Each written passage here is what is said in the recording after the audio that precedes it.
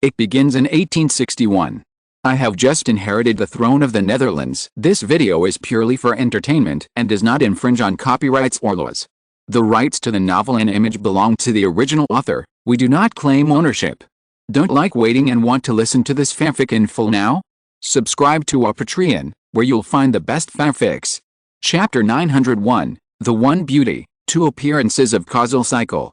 William IV knew that this was because the high-level officials of these countries were exposed to French culture when they studied in France or became agents during the French rule.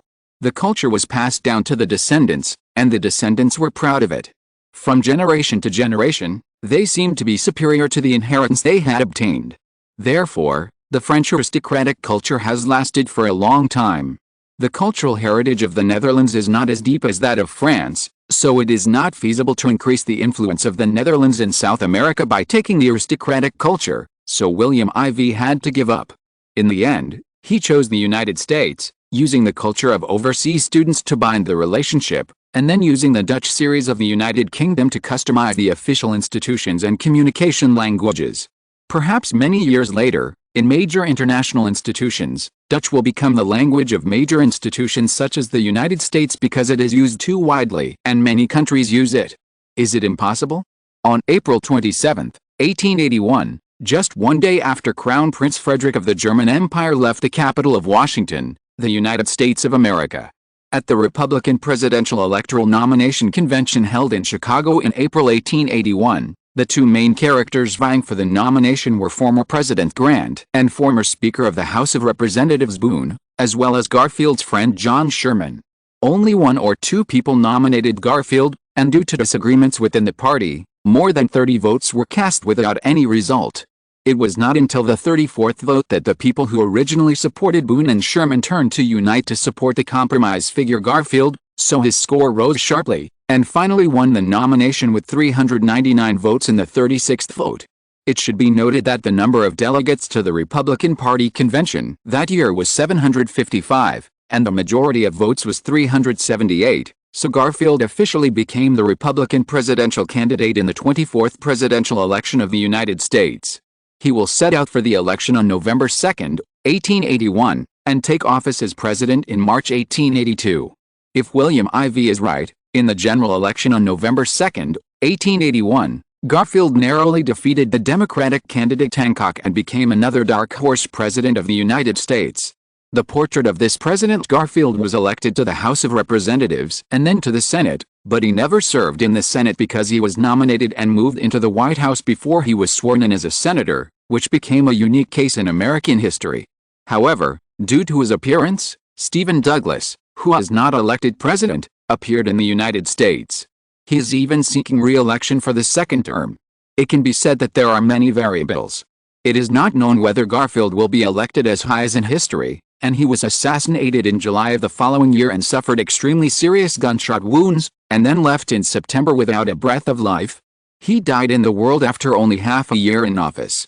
It has to be said that the president of this era in the United States is too dangerous.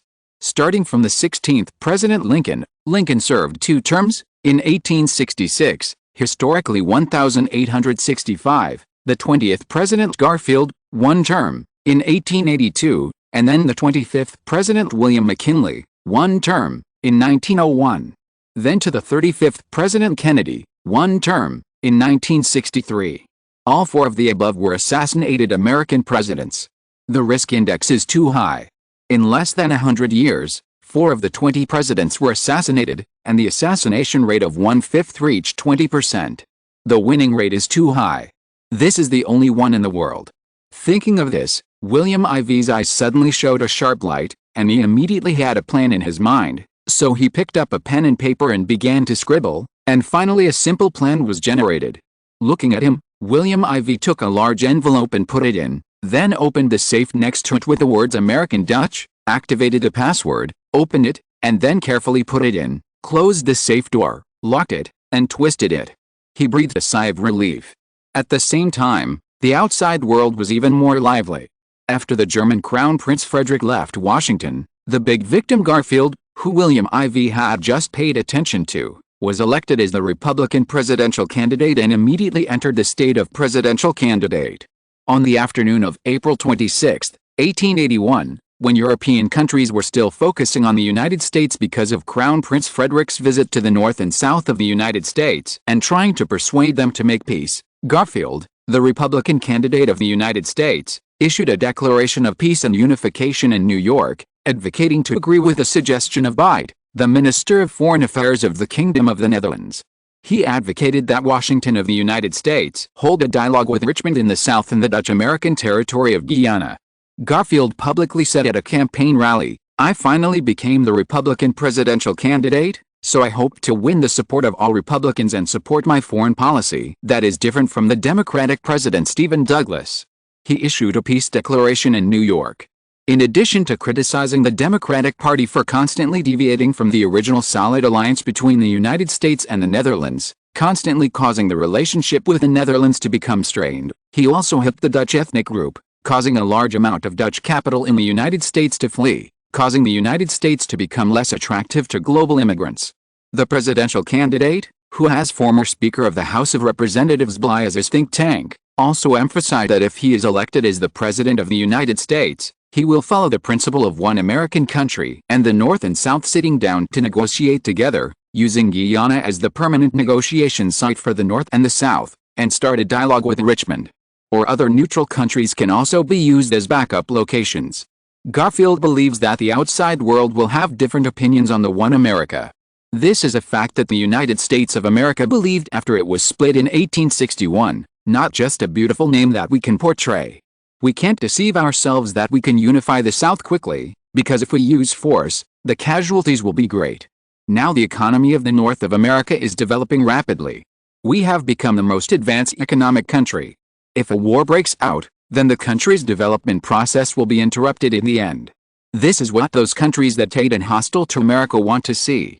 Therefore, I hope I can be the next president, because I am more suitable for the way of balance and the general direction of the country than Stephen. Stephen is too anti-Dutch, which will not be worth the loss.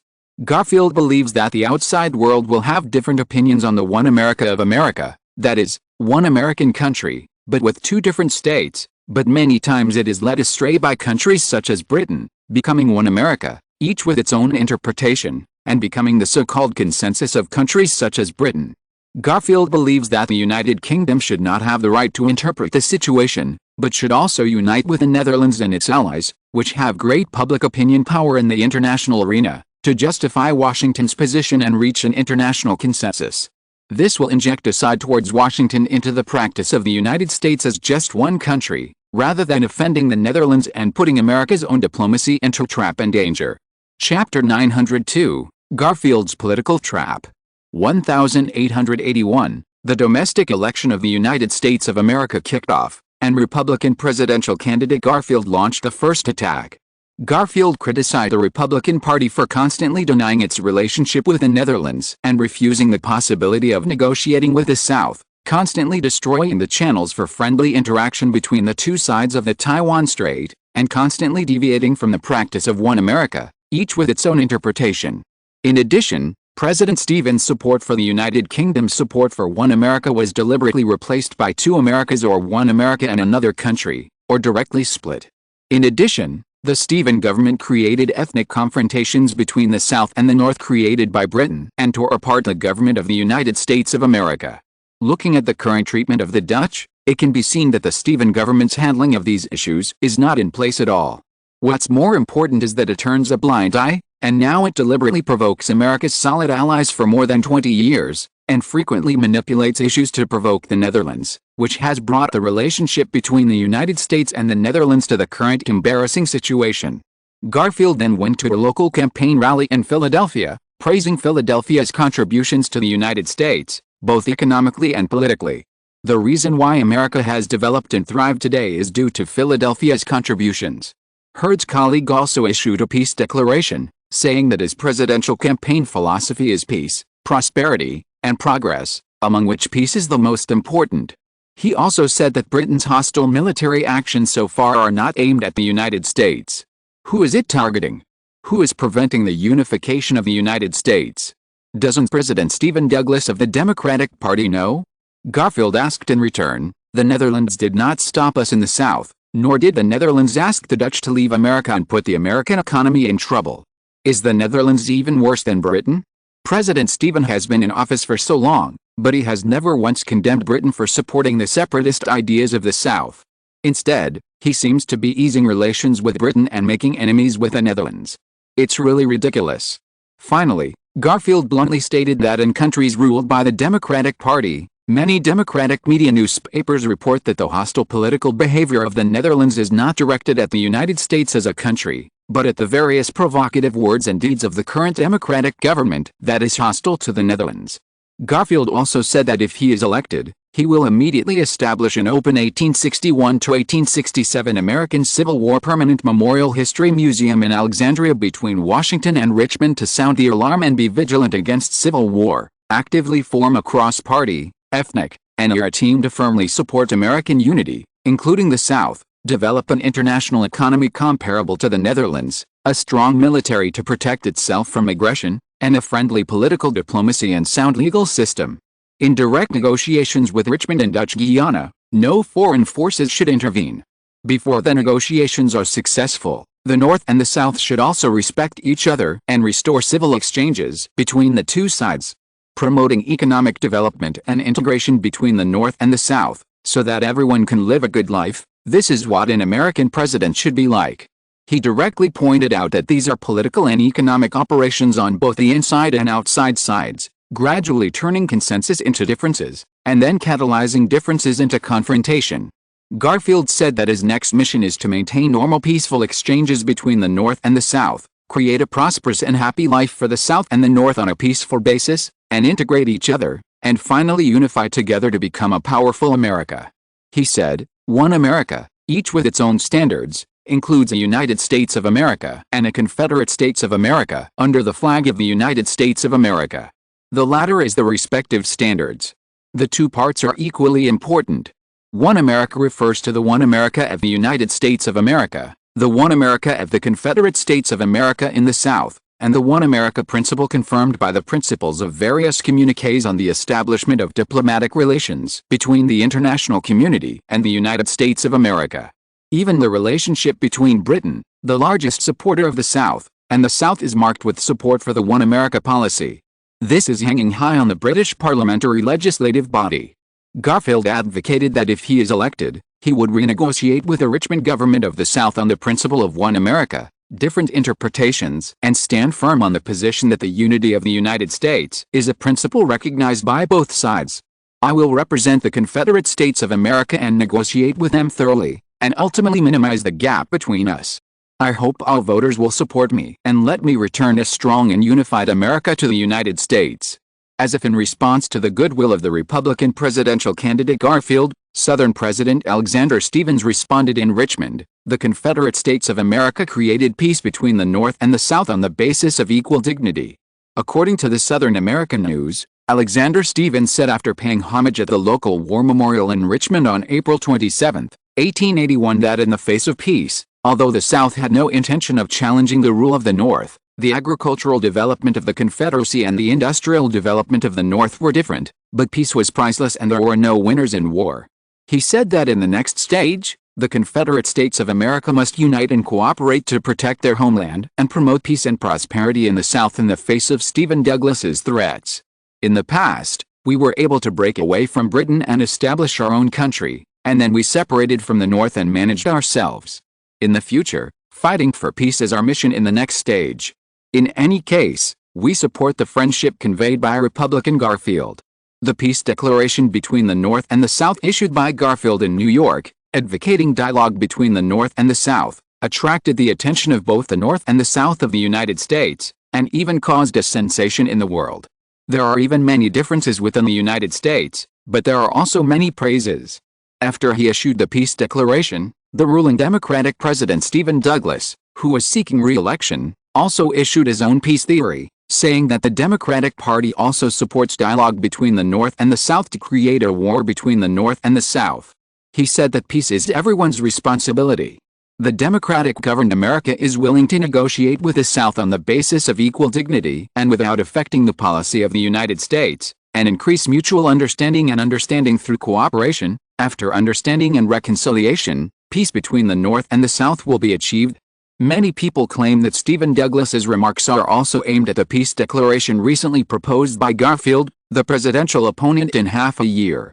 As for Garfield's dissatisfaction with the Stephen government's opposition to the Netherlands, Stephen Douglas said, "Faced with the growing strength and influence of the Netherlands, there is no country in the surrounding area that is not frightened. This is a potential threat.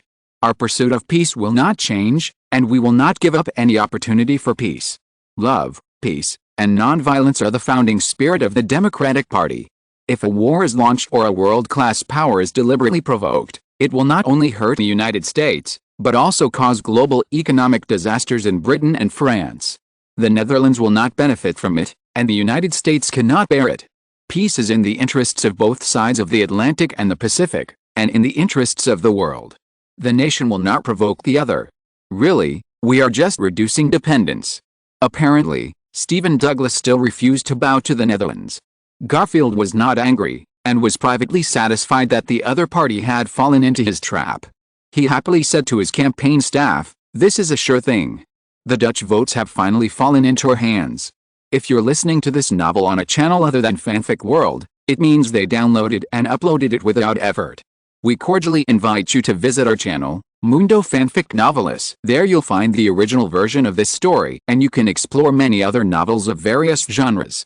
We're waiting for you to immerse yourself in a world of incredible novels.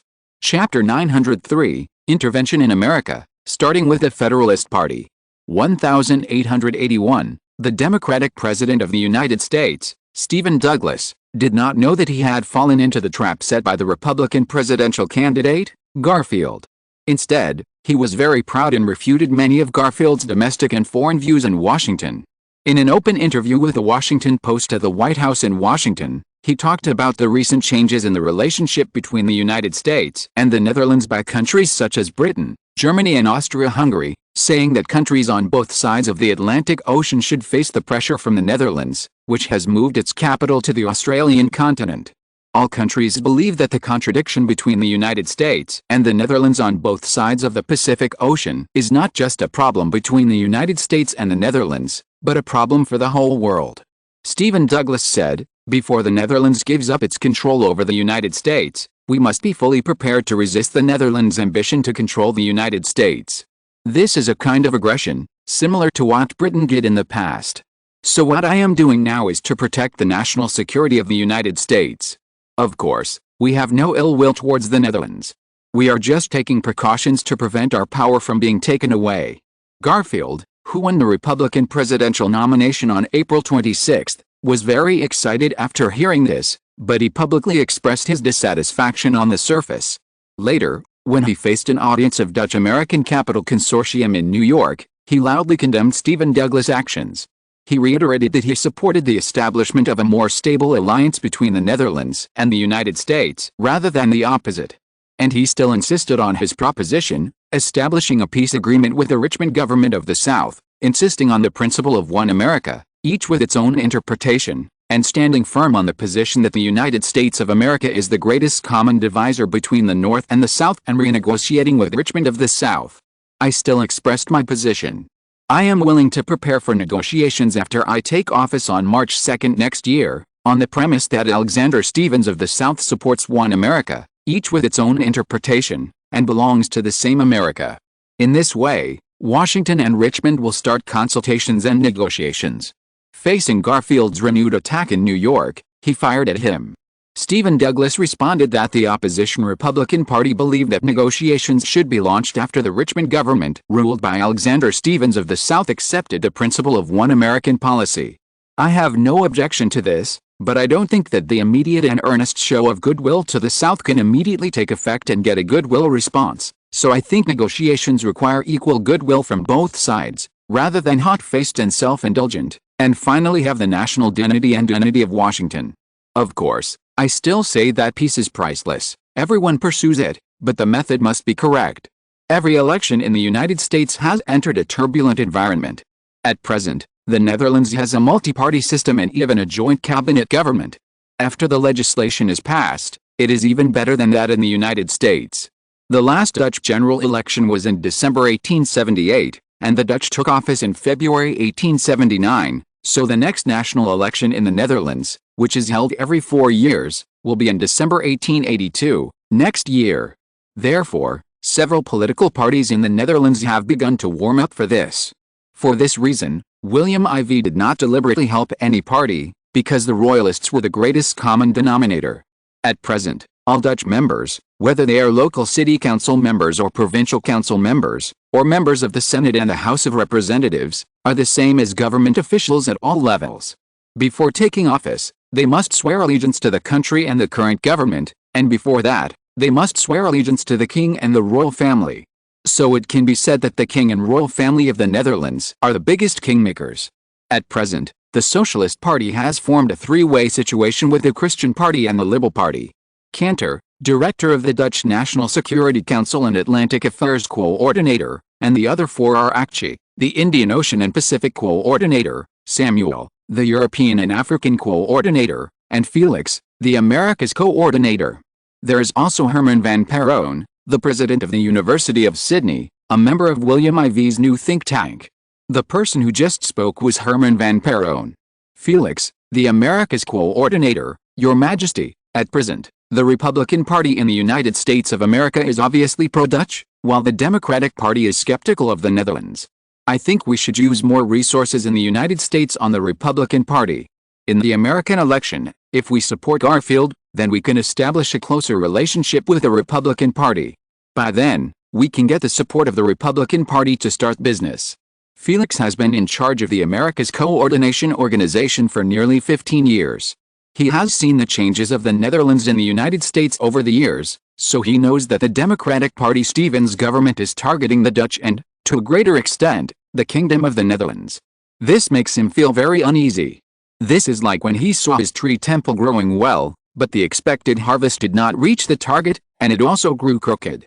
He felt more self-blame and self-doubt. So after Herman van Perron, he put forward his opinion to change the anti-Dutch environment in his jurisdiction. The other people naturally understood Felix's current state of mind, and they couldn't help but sympathize with him. But at the same time, they were relieved. After all, it was fortunate that such a green-headed person did not appear in their sub-region to oppose the Netherlands. Upon hearing this, William IV gave him a calm look, and then said to Herman van Perron, "What do you think of American Stephen and Garfield this time?" William IV asked Herman directly, letting the others know that William IV still valued the other party, which made them envious. But Herman is capable. After all, he is the most famous political commentator in the world.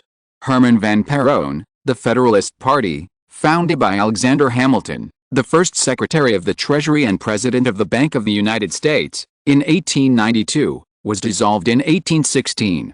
The opponent of the Federalist Party, the Democratic Republican Party, was also a political party in the early days of the United States. It was founded by the third President Jefferson and the fourth President Madison in 1890. The two parties fought for power in the late 18th and early 19th centuries. If Hamilton had not passed away in 1804, the Democratic Republican Party would not have dominated later.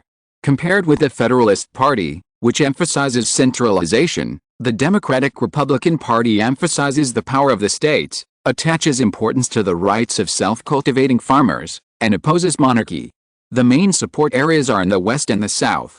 In 1825, the Democratic Republican Party had an internal conflict.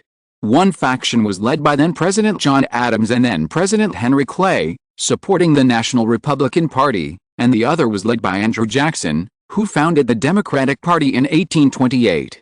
Chapter 904, Dutch Royal Conference on the American Election. 1825, the Democratic Republican Party of America split into the Democratic Party and the Republican Party. Many people analyzed that the main reason was the large number of Federalist Party members joining, which led to the split of the Republican Party.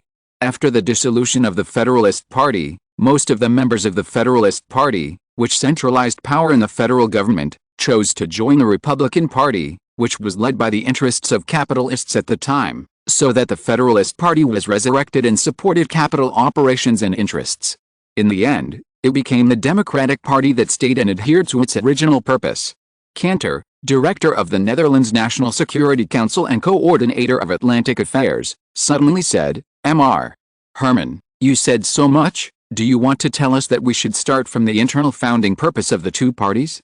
Herman van Perron nodded and said, during the Jefferson period, the argument that Alexander Hamilton served the capitalists was used to incite the self-employed farmers in the South and the West to oppose Hamilton's elite politics. As a result, the Federalist Party failed after 1801, except for the one-term presidency of John Adams of the Federalist Party from 1797 to 1801, that is, the elder Adams. His son Adams Jr. joined the Democratic-Republican Party after the dissolution of the Federalist Party in 1816, pushing the Federalist Party to replace the pillars in it, so that the Federalist Party could be revived and split into the Republican Party. The reason is the same.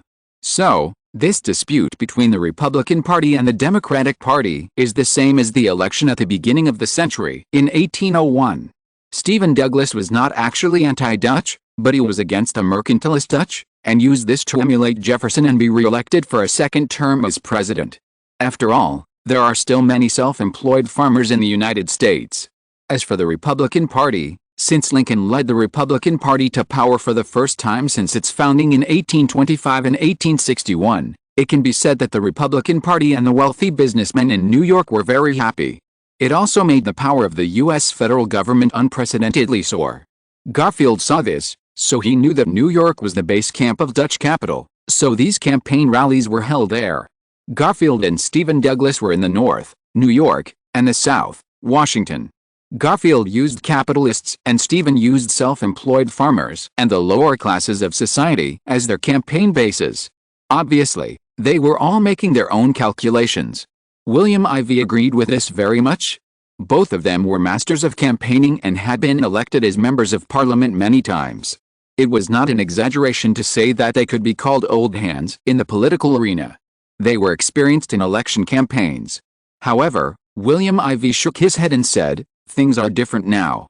Stephen Douglas made a wrong calculation. William Ivey's words made several people look at him in confusion. No one objected to William Ivey's political calculation ability.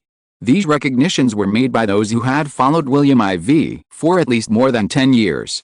Cantor and Herman alone had been advising William Ivey for more than 20 years.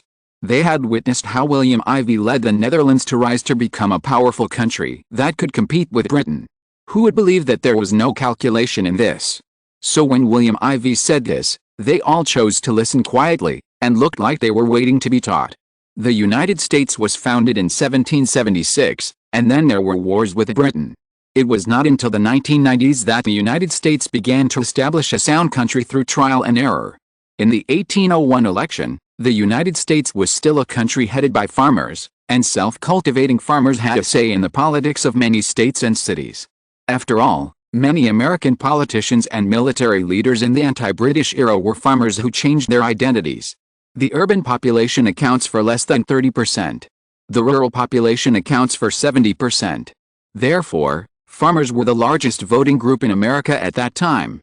William Ivey said this, looked at a few people, and saw that they were thoughtful. Then he said with satisfaction, "But after 80 years of development, America has become the world's fourth largest economy in terms of GDP last year, and the per capita income is said to be on par with the German Empire and higher than that of unified France. Currently, the American population living in cities has reached more than 60%, yes, you heard it right, more than 60%. Faced with a doubling of the urban population and the decline in the proportion of farmers, Stephen Douglas knew that his chances of winning over the rural population were not great enough, so he tried to win over the Germans and the British. It was obvious that he was castrating the Republican Party's advantages for his own use. It's true that William Ivey's words made the situation of the American election clearer to everyone. But he was also dissatisfied with Stephen's actions. His re-election was threatened, so as a Dutch descent, he actually sold out the interests of the Dutch and opposed the Kingdom of the Netherlands. William Ivey didn't know that they had thought of this, and he sneered, "Stephen Douglas is really good at calculating, but unfortunately, he is facing Garfield. It's a pity that this guy is directly using goodwill to win over the Netherlands." At the same time, it is said that his deputy, Vice President Bryan, is the former Speaker of the House of Representatives and is of German descent. These two people are showing their magical powers. After we Dutch supported him, he began to use Bryan as a backup to build momentum against the Germans. He was a cunning warrior and tricked Stephen Douglas. Felix heard this and smiled bitterly. It seems that Garfield is not difficult to deal with. I thought he was really pro-Dutch, but it turned out to be just on the surface. Your Majesty, what should we do now? The attitude of the United States towards the Netherlands has begun to turn around and accelerate. The capitalists are also clearly divided into several factions, supportive, oppositional and neutral, with different interests, and different support and opposition attitudes.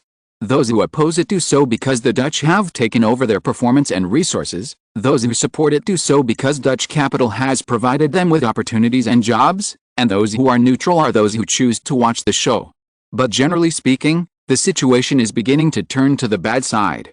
William IV. So, America's attitude towards the Netherlands was to Dutch during Stephen's term of office. Felix nodded hurriedly and said, as early as 1877 when he came to power, he proposed to seek strategic autonomy. At that time, I thought he was joking. But then he visited Berlin and was interviewed by the Berlin Daily and European Times. He mentioned that America's autonomy was weakened and that American sovereignty was facing major risks. It was being involved in a crisis that did not belong to America, which in turn hindered America from creating and maintaining strategic autonomy. William IV. It seems that he had begun to have diplomatic plans at that time, and the signs were beginning to emerge. Felix. Yes, then in 1878, he took the Anglo-Dutch dispute as an example and pointed out that America should not be involved in the Anglo-Dutch conflict because the Anglo-Dutch dispute was the main issue. He said at the time that the question America had to answer was whether joining the Anglo-Dutch dispute was in America's interest. He asked himself and answered it on the spot, and the answer was no. He also told the Washington Post many times that what is worse is that Americans must become followers on this issue and act according to the Dutch plot, which will cause Britain to overreact to the United States. William IV. Did Stephen Douglas's words have any effect? Felix. His words caused a great response, so the Democratic Party responded positively, but many Republican politicians criticized him, and even directly stated that he undermined the U.S.-Netherlands relationship and damaged the U.S. diplomatic interests, and directly stated that he was not qualified to lead the United States. Chapter 905 Speculations from 10 Downing Street, London. While William IV was plotting against the United States, others were also plotting against the Netherlands. This time, the one plotting against the Netherlands was Hugh Childs, the helmsman of the British Treasury. London, 10 Downing Street, the Prime Minister's office. This meeting was a meeting of important cabinet members of Liberal Whig Prime Minister Gladstone. The other two were Foreign Minister Greville and Finance Minister Hugh Childs. Foreign Secretary Granville said, "The current situation in Europe is confusing, and it is hard to tell who is right and who is wrong. The intelligence information obtained by MI6 makes us even more confused. All the intelligence points to the German Empire taking action on the Russian Empire, but the Russian Empire insists that it is our British Empire that bears the greatest responsibility for the assassination of Tsar Alexander II. It is clear that this is a direct conclusion, without any evidence that it was done by Britain. Apparently, Crown Prince Alexander, who was about to ascend the throne on May 13, 1881, 2 months later than March 13 in real history, was preparing to establish Britain as the enemy of his united country. Gladstone and Hugh Childers agreed greatly when they heard this. Garjakoff has always known how to use the power of others to his advantage and take advantage of the situation. Viscount Palmerston, former British Liberal Party Prime Minister, who was also Gladstone's mentor, once commented that Garjakoff was the mainstay of the Russian Empire in the second half of the 19th century, and his role was no less than that of Alexander II. Gladstone said with emotion, "Garjakoff's current actions have obviously fulfilled Viscount Palmerston's views. At present, the rise of the German Empire has made the Russian Empire feel threatened, but since the Russian Empire is the only one that can check and balance the German Empire, the compromise of the Austro-Hungarian Empire with the German Empire has greatly disappointed the Russian Empire, and the French Empire was forcibly split by the German Empire, leaving the only capable people around Germany to restrain it, the Russian Empire and Britain. And I don't believe that with Garjakoff's intelligence, he will not understand this truth, nor will he think that the Russian Empire must not have received any news of the German Empire's participation in the assassination. Then there is only one reason." Hugh Childers said to Gladstone, "Prime Minister, do you suspect that Garjakoff and Alexandrovich are deliberately showing weakness to the German Empire and making Britain a scapegoat?" "No doubt, but the truth should be so," Gladstone said seriously. Now it seems that her troubles are coming again. He looked directly at the two of them and said, Bismarck visited London earlier this month and pretended to be friendly to Britain. Then, after the assassination of Alexander II, he was the first country to condemn the assassin and the first to express condolences. Even William I announced the next day that he would send Crown Prince Frederick to visit St. Petersburg to express condolences. Immediately afterwards, the rumors turned directly to Britain. In the absence of any evidence, we in Britain were directly convicted without evidence. Obviously, we in Britain have been made the scapegoat. Foreign Minister Greville had a headache when he heard this. He smiled bitterly and said, Britain's diplomacy is becoming increasingly difficult. It was originally in competition with the Netherlands. It was not easy to reach an agreement with Bismarck's visit at the beginning of the month. The German Empire was impartial in Britain's diplomacy with the Netherlands in Europe, but it was biased towards Britain in America. The latter got the Queen's approval and turned a blind eye to the German Empire's expansion in Latin America. I thought we could use this to suppress the Netherlands, but I never thought that the assassination of Alexander II of the Russian Empire would throw dirty water on us. Now, we seem to have won over the German Empire, but our relationship with the Russian Empire was already very bad because of the Middle East issue, and now it has directly fallen to the lowest point in history, and we are just one step away from breaking off diplomatic relations. Ozzy Childs, Lord Greville is right. Britain's diplomacy is becoming more and more difficult. The same is true for our Ministry of Finance. In the 1860s, Britain was the world's largest trading country. However, since the rise of Dutch industry and the establishment of a circle of allies, we in Britain did not take it seriously and even stood by and watched. We made a mistake. After sanctioning the French Empire, these Dutch allies actually stopped buying British goods and placed orders for similar products from the Netherlands. British goods were subsequently replaced. He exclaimed and speculated, I even suspect that William IV and the Dutch government at that time did not deliberately impose sanctions on France's invasion of the Kingdom of Siam in order to make France withdraw its troops. Instead, the Dutch government used this to tie its allies' economies to the Dutch chariot, making these countries out of Britain's track and become Dutch economic allies. Look, 2 years later in 1870, the Netherlands' GDP exceeded that of Britain, ranking first in the world. The markets and raw materials of these allies are the biggest help for the Netherlands to reach the top. Gladstone's face changed drastically when he heard this. He was very sensitive to this speculation. Indeed, many times, a little inspiration is enough for him to think deeply for a long time, just like an apple falling from a tree made Newton come up with the law of gravity. Before he could speak, the Foreign Minister Greville, who had already changed color beside him, said as if awakened, It's true. Considering William IV's long-term planning, it is really possible. Gladstone sighed slowly at this time. The 41-year-old Dutch William IV overwhelmed our Crown Prince Edward, Prince of Wales, and won the heart of the Dutch Princess Alexandra. But Crown Prince Edward has always held a grudge, so since the two got married in 1865, the relationship between Britain and the Netherlands has never really calmed down. The face of the royal family has made Britain's profit-seeking diplomacy have a flaw since then. Childers asked puzzledly, why didn't Her Majesty stop it? You know, she is the most powerful queen in British history. Prince Edward is trying to sabotage her. Greville didn't wait for Gladstone to answer, and said, the queen is not worried about whether to answer or not, but is testing her.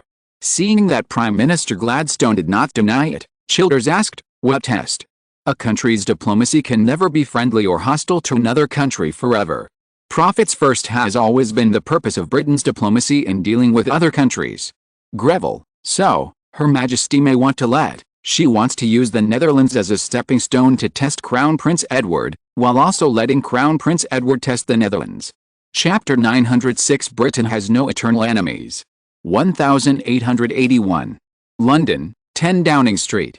Facing the righteous speculation of then British Prime Minister Greville and the Chancellor of the Exchequer Childers, the British Foreign Secretary Greville said, the reason why Her Majesty did not stop Prince Edward from attacking William IV of the Netherlands is that, I guess, it is mainly because Britain needs to have a multifaceted diplomatic game with the Netherlands, and Prince Edward represents the Hawks. Traditionally, the conservative Tories are also the most enthusiastic about suppressing the Netherlands. Several naval wars with the Netherlands occurred during the Tory party's rule. However, we, the liberal Whigs, like to appease the Netherlands. At present, Prince Edward is very enthusiastic, but the Queen has not instructed us to cooperate. it can be seen that the Queen is currently just using the provocation of the Prince of Wales to test the bottom line of William IV of the Netherlands. The purpose is to take action after knowing the bottom line. When Gladstone heard this, he saw Childer's silence after hearing the words, and Greville's sigh. He knew it was his turn to take action, so he said, "Greville is right. Ever since the dispute between Britain and the Netherlands in the Strait of Malacca in 1876, they have been almost all verbal battles, and at most have extended to the economic field. In the military field, the two countries have not really fought each other, and even if they have, except for the time in Chile, they were looking for proxies to start a war. From this, it can be said that both countries currently have no intention of directly confronting each other militarily. Britain is worried that if it suffers heavy losses in its navy, the ties between its homeland and overseas territories will be broken, causing great trouble to the rule of its colonies and territories. As for the Netherlands, the economic and military operations that have been going on for many years may return to the pre-liberation period overnight. The status of a first-class power that it has finally climbed to may decline as a result.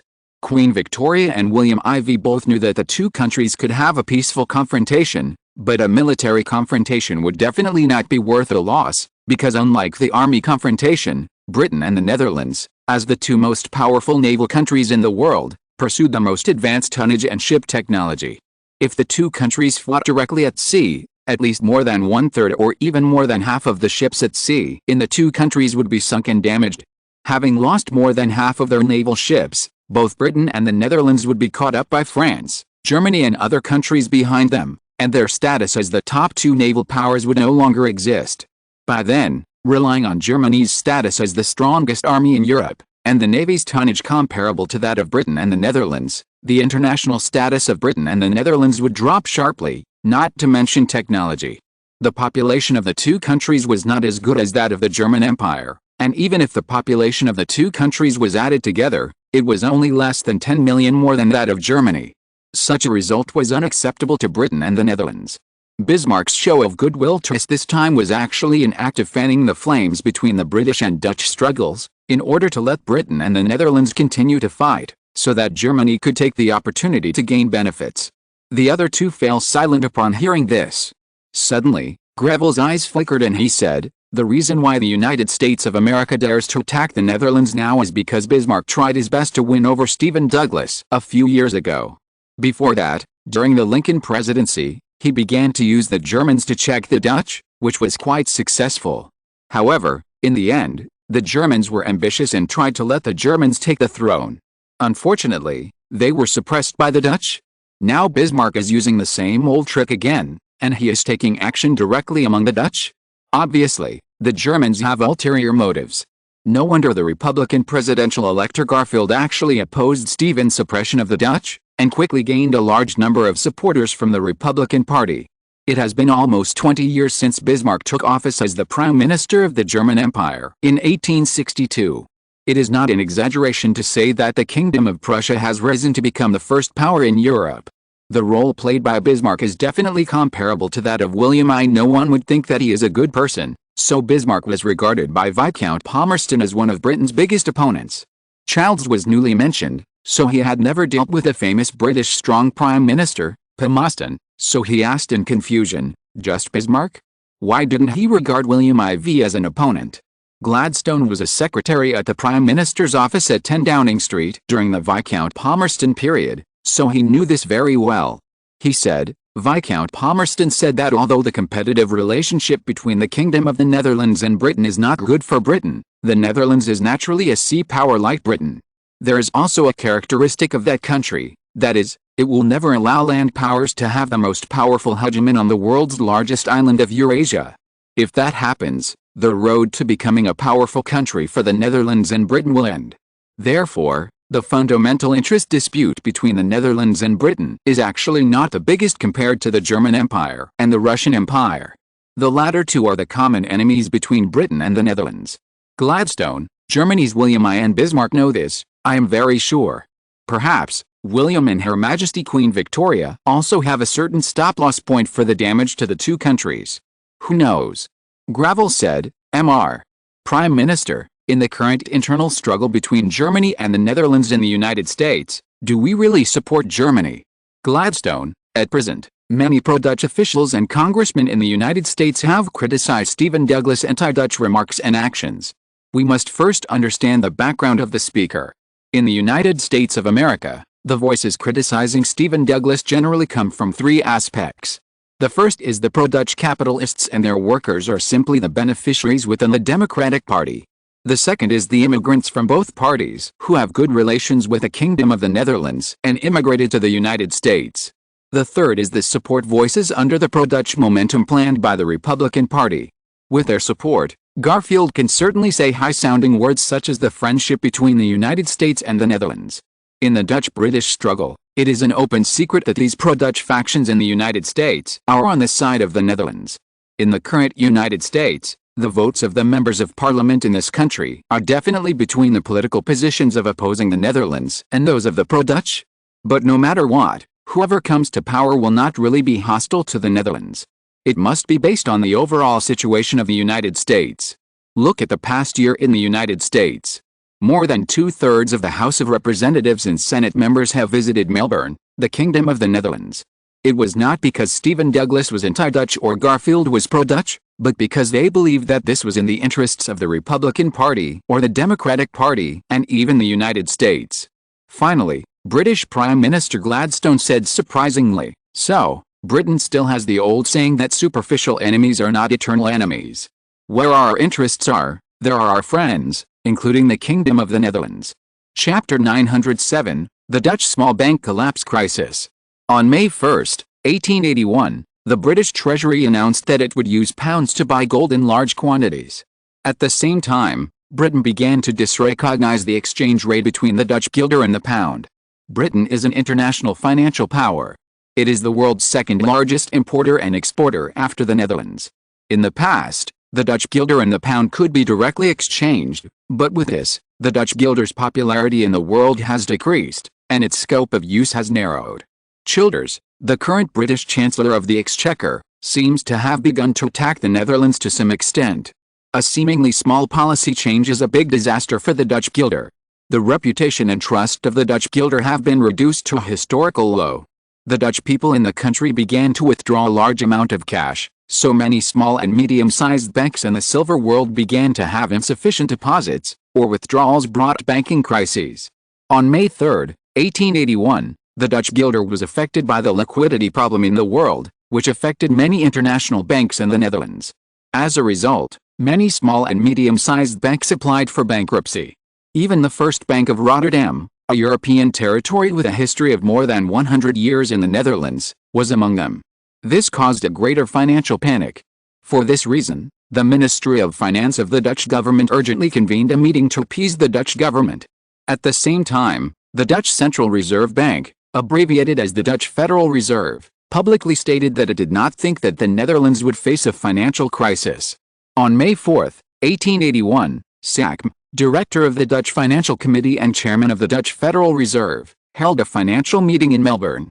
Deputy Prime Minister and Minister of Finance Jules Staarnissen, Andrew, Assistant Minister of the Ministry of Finance and Special Assistant to the Financial Committee, Frank, President of the National Bank of East India, Van der Lip, President of the Far Eastern Commercial Bank, Davidson, President of the Dutch Union Bank, Sir Henry, Senior Partner of the Royal Dutch Bank Investment Company, Norton, President of the First Sydney Bank controlled by the Royal Investment Company. The gathering of these Dutch financial giants was obviously in the face of the biggest financial crisis in the history of the Netherlands, and they held a rally to deal with the Dutch guilder exchange rate crisis created by the British Treasury. Outsiders did not know the content of this meeting of financial giants in the Netherlands, but later when the Dutch Federal Reserve announced an interest rate increase to 3.5 points for deposits to deal with the possible depreciation of the Dutch guilder, this was a full 0.5 points higher than the previous 3 points, so the Dutch guilder began to exchange back many customers at home and abroad. As a result, the withdrawal of Dutch guilders from the Dutch bank subsided, and the deposit rate began to stabilize and even rebounded. Seeing this, William IV was satisfied and smiled. The Minister of Finance, Tenedang, the Director of the Financial Committee and the President of the Dutch Federal Reserve, SACM, breathed a sigh of relief. Obviously, the crisis in the Dutch financial sector made the two supervisors very nervous. Just as they were secretly rejoicing, William IV said, however, This is not enough. We should carry out more banking reforms. Reform? Danedang and Sack both raised their heads and looked at William IV in confusion. There are many small banks in the Netherlands. It is said that there are more than 500. Almost every province and city in the Netherlands has a local private bank. They are small in scale, but like this crisis, their management and risk response capabilities are very poor. Their stress resistance is also very unsatisfactory. Even if they barely survive this time with the support of the government, will they be able to do so next time? As far as I know, Rotterdam First Private Bank is a bank ranked 20th in the Dutch banking industry, but due to poor risk control, it has blindly expanded its business, and its branches are everywhere. In addition, due to its business with the UK, the pound also occupies a large share of the exchange benefits in the bank's exchange rate. Finally, when faced with a cash withdrawal tide, they were panicked, so now the bank does not have enough Dutch guilder cash to deal with it. Upon hearing this, Danedang and Sackham's faces changed drastically, because according to what William IV said just now, he was going to start with the First Private Bank of Rotterdam. Killing the chicken to scare the monkey, or a domino effect? However, William IV's order was what they had to carry out. On May 6, 1881, the East India National Bank, the largest bank in the Kingdom of the Netherlands, competed with the Far Eastern Commercial Bank, the United Dutch Private Bank, the First National Bank of Sydney, the Royal Dutch Investment Company and other Dutch financial giants for the acquisition selection process. Finally, it won the first place. The National Bank of the Netherlands East India acquired the First Private Bank of Rotterdam, making the crisis caused by Britain's non-recognition of the exchange rate between the pound and the Dutch guilder even more eye-catching. Even many foreigners paid attention to it. The British Financial Times directly published a questioning report. British Chancellor of the Exchequer Childers declared in London, "The Netherlands' approach has made people see that the crisis in the Dutch financial industry has become even more bizarre. Is it possible that the troubles brought about by the acquisition of the First Private Bank of Rotterdam by the East India National Bank will trigger a more serious storm in the future? I doubt the optimism that the Dutch conquest is currently showing. I think that the pound is more worth owning than the Dutch guilder. The Dutch guilder and the Dutch financial sector are probably more worthy of deep thought by the financial decision-makers of the Kingdom of the Netherlands." Childs even questioned the fairness of the most authoritative financial newspaper in the UK, saying, "What is the real reason why the East India National Bank was able to take the lead in the competition with several large Dutch banks and investment institutions in a short period of time? To a large extent, it is thanks to its chairman and CEO Lemon, because as we all know, he was previously the Deputy Minister of the Dutch Ministry of Finance. The British Chancellor of the Exchequer, who single-handedly promoted the decoupling of the pound from the Dutch guilder, confidently commented on the Netherlands in London, after the East India National Bank acquired the First Private Bank of Rotterdam, the crisis of hundreds of private banks in the Netherlands seems to have temporarily bid farewell to the crisis and calmed down. The Linden cabinet government is currently focusing on the examples of large banks acquiring small banks in the Dutch financial sector. This is obviously an attempt by the Dutch government to prevent a wave of bankruptcies of small banks, and the current wave of acquisitions is gathering many uneasy factors in large banks for easy management. This high-ranking official with great reputation in the British financial community said, "But judging from the mystery behind the East India National Bank's selection by the Germans to acquire the second bank that collapsed in the history of the Netherlands, it is probably too early to say for sure that this local banking crisis has ended. It is hard to say that the role played by the East India National Bank this time will not become a thorny problem for the Dutch government in the future. However, in the future without Lemon, if the East India National Bank wants to continue to play the role of a savior and overcome challenges, it is probably not just a question of whether Lemon's successor is competent, but also whether the Dutch government will be like Linden and continue to support the acquisition of Heeshu and turn a blind eye to the worsening problem of a few large banks such as the East India National Bank that are too big to collapse." Childers said almost in a sarcastic tone, "This does not mind the situation that a few large banks in Sydney's financial streets in the Netherlands have derived from strangling and threatening the financial system. After all, whether the risks and troubles brought about by the East India National Bank's acquisition of the First Private Bank of Rotterdam will detonate a storm more serious than the current crisis of local small and medium-sized banks in the future is probably more worthy of decision-makers' deep thought." The British Chancellor of the Exchequer's statement clearly indicated that Britain would launch more attacks on Dutch finance and reserved its opinion. As a result, Small banks in the Netherlands and banks involved in foreign trade exchange rate transactions became even more panicked. Chapter 908, The Dutch Federal Reserve's Response Plan. Childers, the British Chancellor of the Exchequer, openly attacked the Dutch banking crisis, and the British pound chose to directly decouple from the Dutch guilder. Everyone understood a truth, that is, from diplomacy to economy, and now to finance, the battle between Britain and the Netherlands has gone a step further. At present, in addition to military operations, the two countries have played almost all the cards in their hands. Will this round of British attack be effective? How should the Netherlands respond? No one outside knows. Can the Netherlands withstand the British attack this time? No one knows. William IV was also somewhat helpless about this. Although the Netherlands is almost on par with Britain in terms of military and navy, in the army, the population of more than 25 million is still less than the population of 36 million in Britain. However, the Netherlands has incorporated the Aborigines of Southeast Asia and Australia, and together with the blacks, this has formed the world's highest quality mixed-colored military team, which has enabled the Netherlands to be on par with Britain, and the Navy of the Netherlands has the most advanced underwater submarine advantage. And a large number of airships are secretly manufactured. Although the number of advanced warships that are almost on par with the British surface is 1/4 less than that of the British, the scope that the British need to guard against is much larger than that of the Netherlands. Canada in America and the Confederate States of America, the separatist forces in the southern United States, alone make the British military forces tense.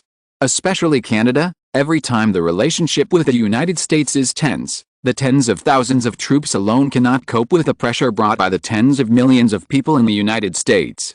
Therefore, now Britain has opened up another financial battlefield, which can be said to be both outside of William IV and actually within William IV's expectations. This wave of British manipulation made William IV realize that Queen Victoria still did not dare to make up her mind to have a military dispute with the Netherlands. She still let the dispute between the two countries stay in the former. William IV did not dislike the attack on the British Chancellor of the Exchequer Childs. On the contrary, he was grateful or admired the other party. In this best era of provoking military wars at any time, this British Chancellor of the Exchequer actually understood financial wars. In addition to admiration, he also cherished talents. How nice it would be if the other party expressed pride to the British. Unfortunately, the pride of the British made it difficult for him to poach people. In fact, it was precisely because of the prominent position of the Citizens Bank of East India in Sydney's Financial Street that it had been present whenever there was any disturbance in the Dutch financial world. Anyone with a discerning eye knew that this bank under the East India Company actually played a huge role in maintaining the financial stability of the Netherlands and stabilizing the financial body of the Netherlands.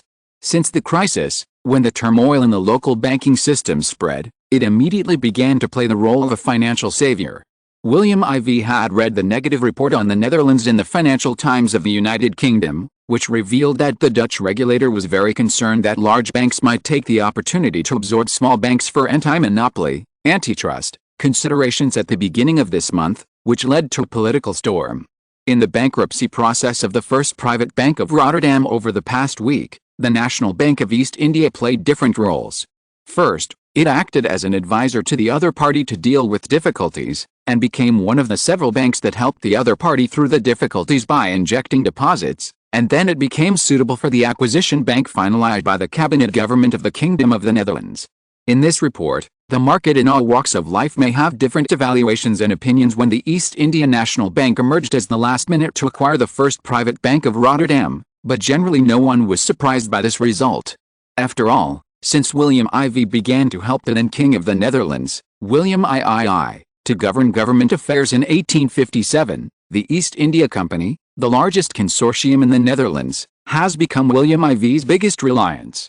He successfully entered the company and became the largest shareholder, which laid a solid foundation for the further rule of the Dutch royal family. In this crisis, the bank under the East India Company successfully acquired the medium-sized bank First Private Bank of Rotterdam. Obviously, the royal family and the government have supported it. William IV did not deny this. Doing anything must face doubts, not to mention that this media is still the current enemy of Britain, so the comments of the other party can be read but not taken seriously. Of course, it is still okay to refer to it. Lemon is the executive of this bank. William IV recognized SACM, the chairman of the Financial Committee and the chairman of the Dutch Federal Reserve, and William IV also recognized him. Sachem may face difficulties with others or ridicule from the media. This is because he had to bear the important task of being the savior of the financial crisis that was rare in a century. Just 2 years after taking office in 1878, and then almost miraculously brought the Dutch financial industry into a good situation. Like other Dutch predecessors who had the same arduous task, they all needed to withstand the financial attack from Britain. The actions of Sachem and other major banks around the Financial Committee and the Dutch Federal Reserve are crucial. Now that the East India Bank has taken the first step, other banks will successively acquire a large number of small banks in the next period of time to expand their presence and stabilize the Dutch financial industry.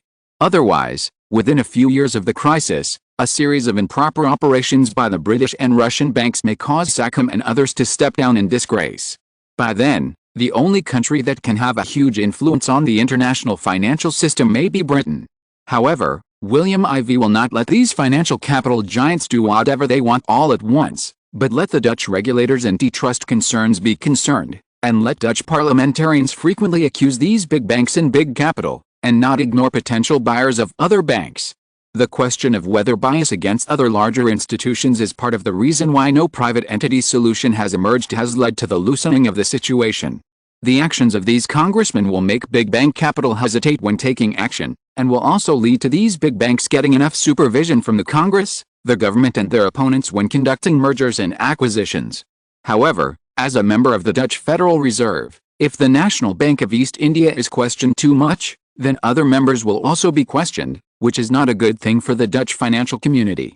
After all, this will somewhat affect the perception of the outside world that this acquisition, which was originally seen as a positive move, brings. More importantly, with the merger of Lehman and Sachem, the Netherlands will enter an era of big giants in finance.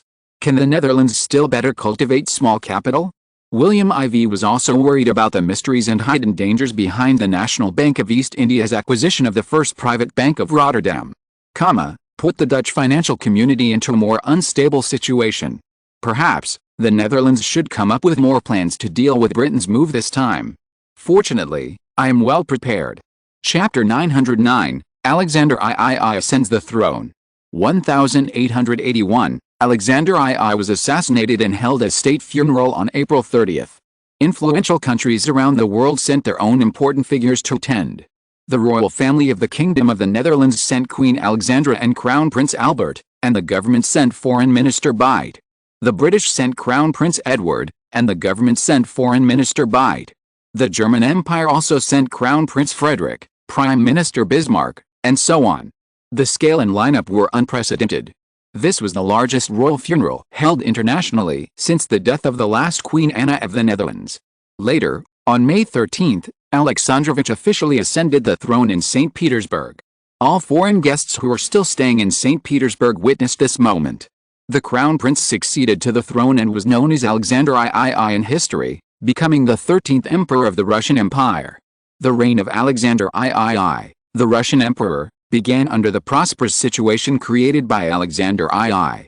Alexander III had already established a new policy, which undoubtedly interfered too much in actual government affairs. He adopted a method of governing the country similar to that of a chairman. He organized and appointed a group of capable people to form a think tank circle. Let these people first study state affairs, come up with several solutions, and then report to the emperor himself before making the final decision. On May 15, 1881, the Tsar, who had just succeeded to the throne for only 3 days, issued an edict, stipulating a series of measures to strengthen social security and strengthen the monarchy, and clearly announced several situations in which the country entered a state of emergency, and also increased the punishment for strikes, marches and other activities. This aroused the anger of many working classes, but Alexander III did not care. After all, his father Alexander II was assassinated, and it would be strange if he could relax his vigilance. At the same time, considering that educational institutions, especially universities, are the source of liberal thought, Alexander III announced the cancellation of the autonomous status previously granted to universities by Alexander II on May 17, 1881, the 5th day after his accession to the throne.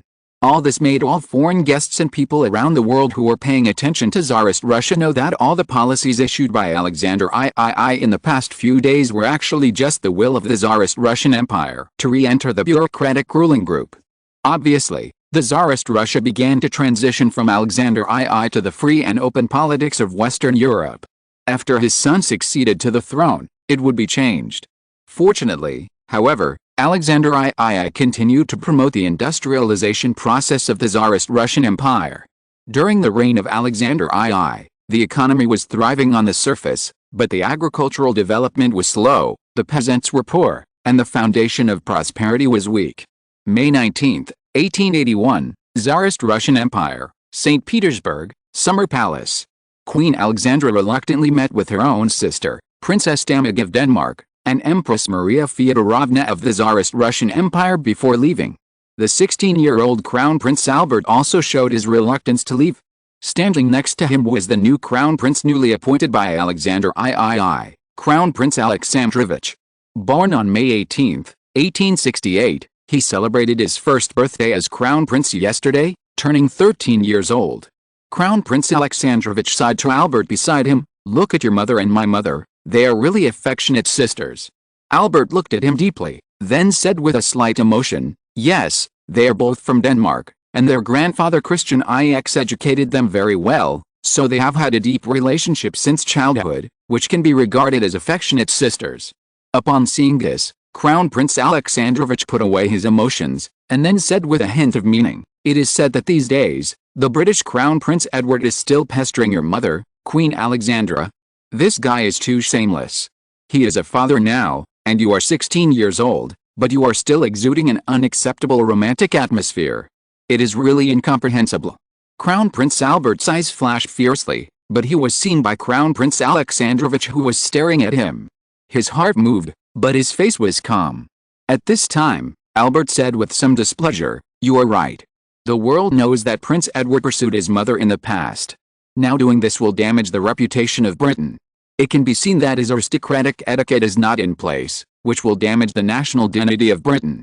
The conversation between the two cousins was heard by Queen Alexandra and Maria Feodorovna, who changed her name after marrying into the Russian royal family, and is called Damig in Denmark, not far away. Maria said with dissatisfaction and teasing, "The British Crown Prince is too rude. Alexandra, I heard that he has been sending you a bouquet of flowers every day these days. This is disgusting," to his brother-in-law. Looking at Alexandra, Maria had to admit that her sister was 36 years old, but she looked like she was under 30 years old. She was too young. On the contrary, she was born in 1847, 1 year older than her, but because of normal aging, she looked older than her. I have to sigh that the Russian Empire is still too cold. People in cold places age easily. It is still easy to maintain people in the south. Queen Alexandra smiled slightly and said indifferently, "Your brother-in-law is not a stingy person. He has sent a telegram and said that he has earned a lifetime of money." His wife's charm can be seen from this incident. "How charming and proud he is," Queen Maria said enviously. "I really envy you and your wife. You are still so loving." Queen Alexandra waved her hand, looked at the Russian princes and princesses not far away, touched her bulging belly and smiled. "Well, you are now a mother of 5 children. Now there is a 6th child in your belly. Don't worry about me. It's not good for the fetus." Secretly admired the other party's ability to give birth, leaving children, while she only had 4.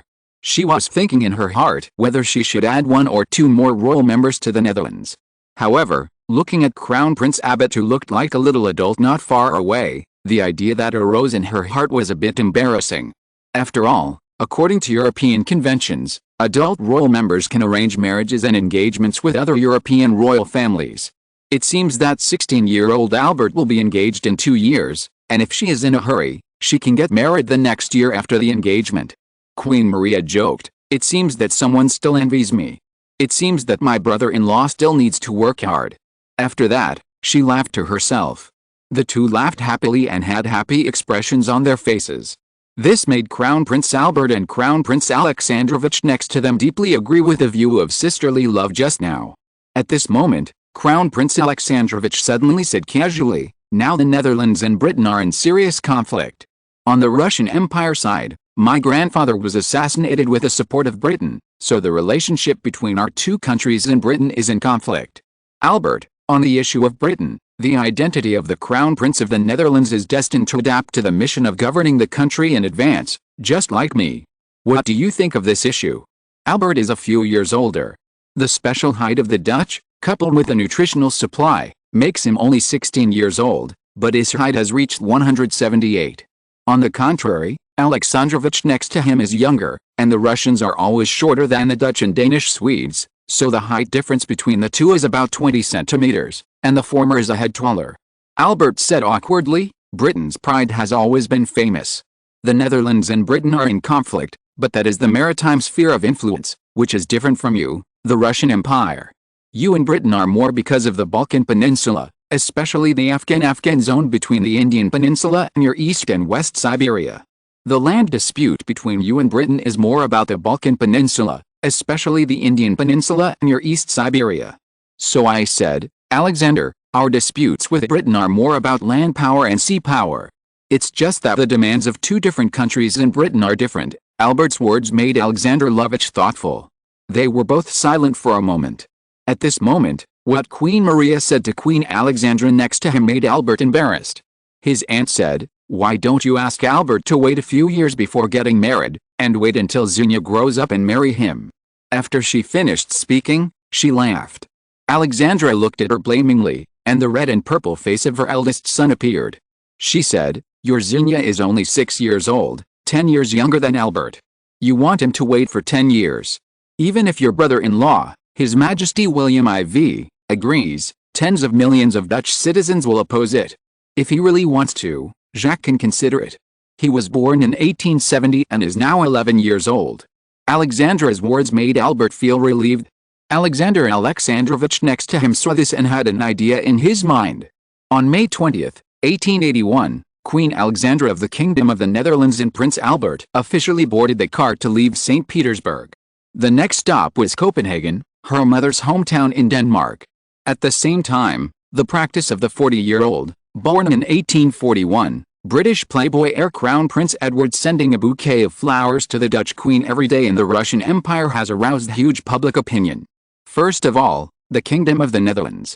The Dutch Ministry of Foreign Affairs expressed serious dissatisfaction and protest to this. We are stunned by the future heir to the British monarch. What made him do such an unreasonable thing and even made such a crazy move to tease other people's wives? Yes, in our opinion, it is a kind of impolite and royal interest to tease a decent woman without any gentlemanly manners. We are dissatisfied with a 40-year-old British royal family member and hope that the UK can give us the results we want, otherwise, we will not give up easily.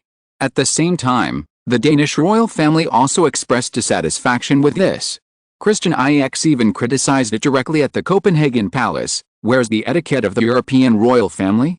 Does the UK still have it? If you're listening to this novel on a channel other than Fanfic World, it means they downloaded and uploaded it without effort. We cordially invite you to visit our channel, Mundo Fanfic Novelis. There you'll find the original version of this story and you can explore many other novels of various genres.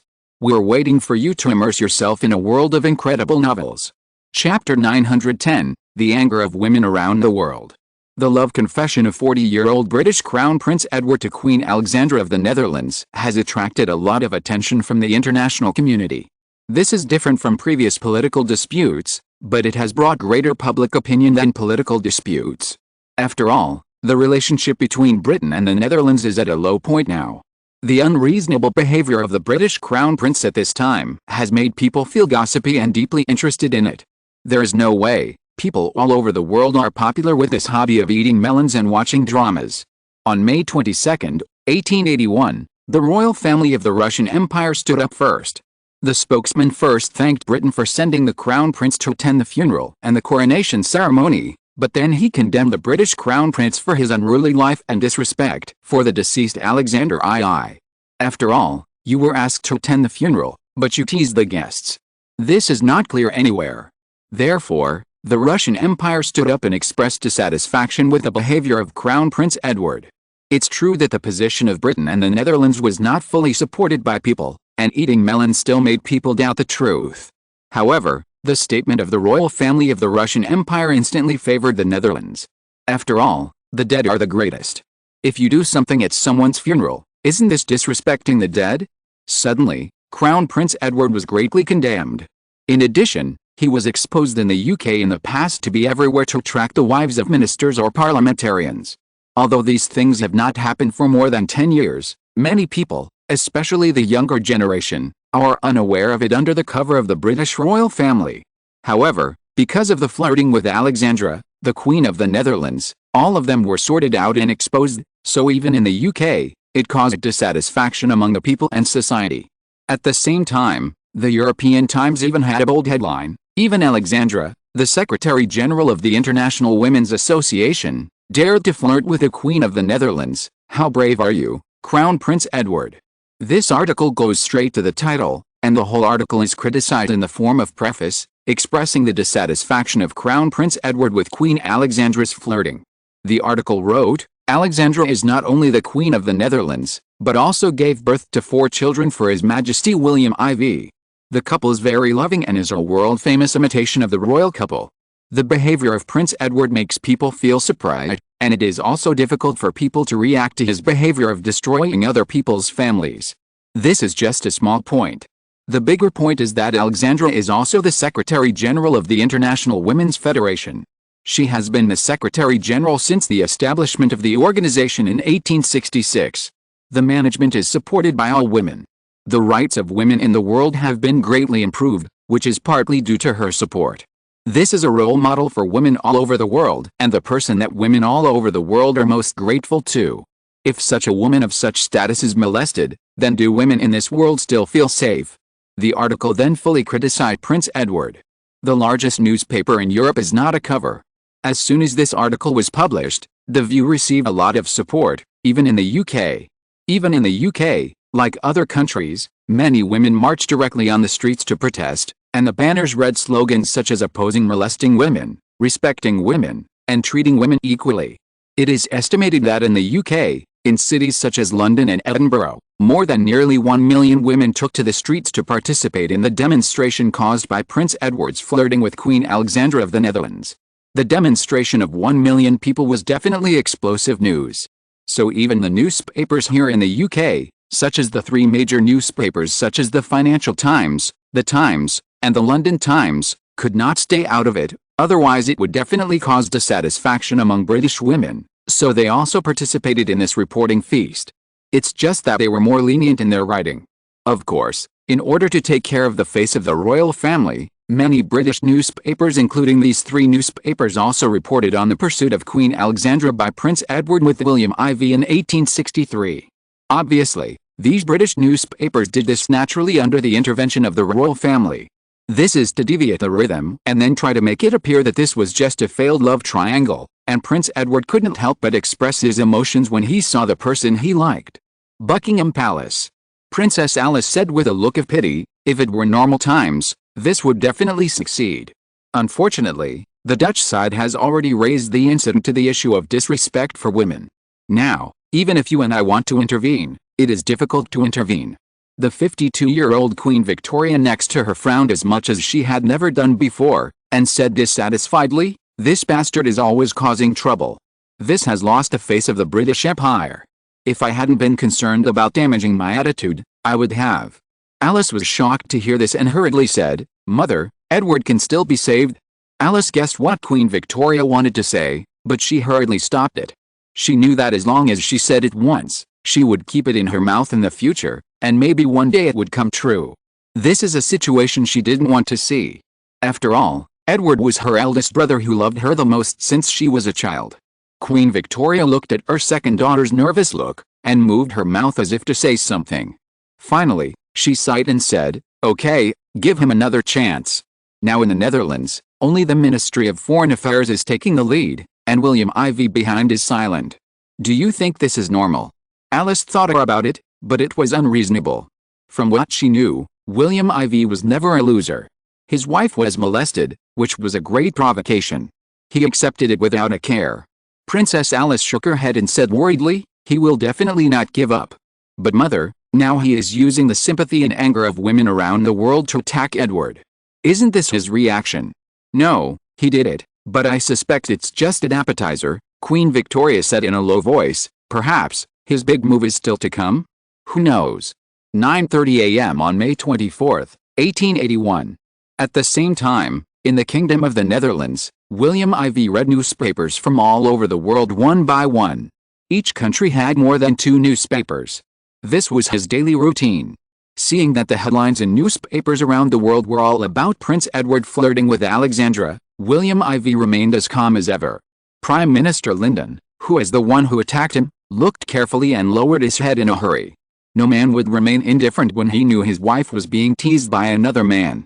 If there was, it would be this man who rarely cared about his wife.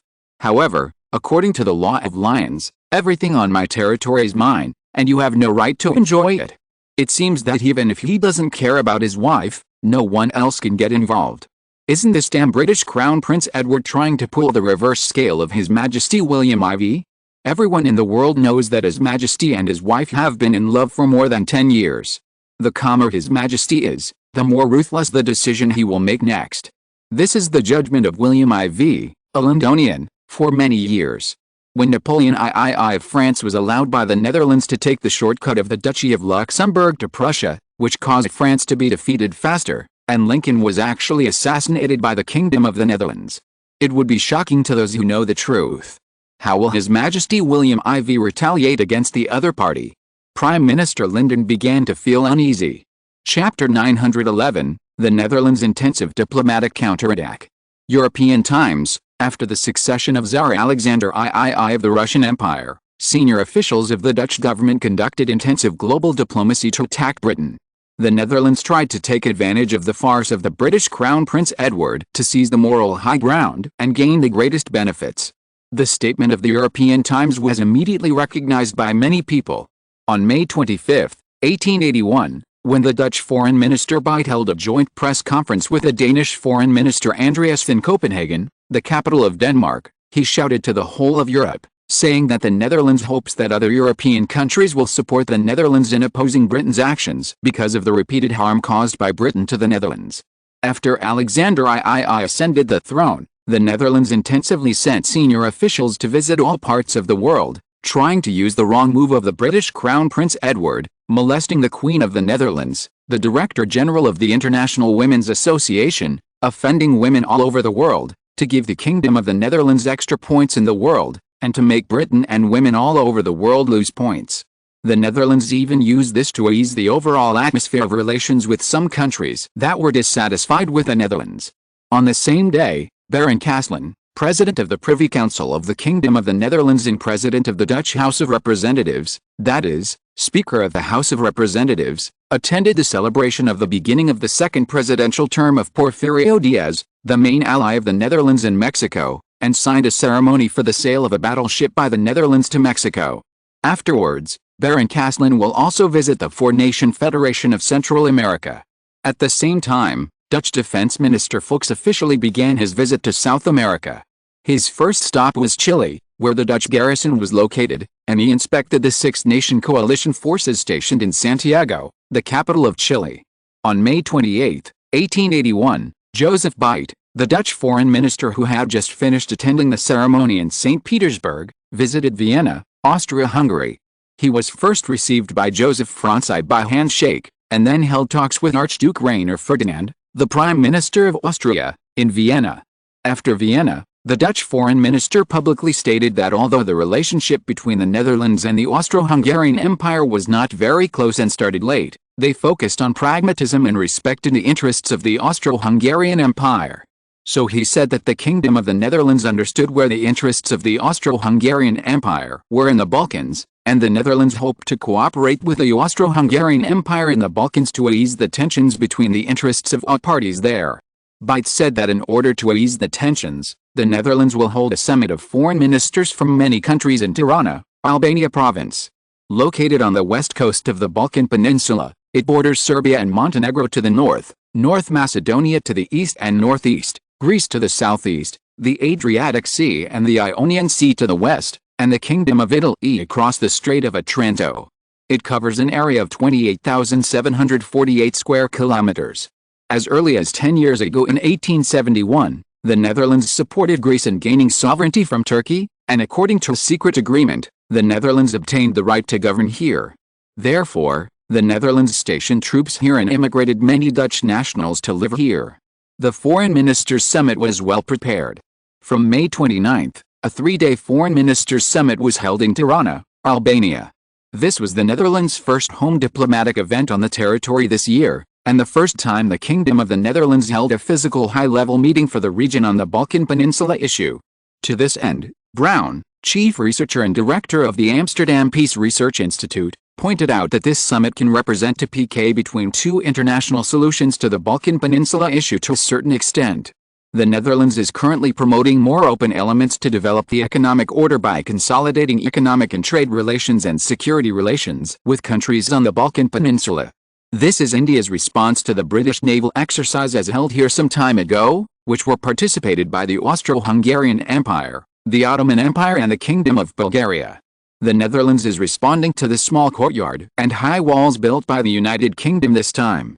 Since the Netherlands and the Kingdom of Greece became the King of Greece after William III was parachuted from the retired King of the Netherlands, the relationship between the father and son has existed, which has enabled the Netherlands and Greece to establish the strongest alliance relationship, and to establish a mechanism between the allied governments, and to hold mutual visits and meetings at the foreign minister level in turn for more than a decade.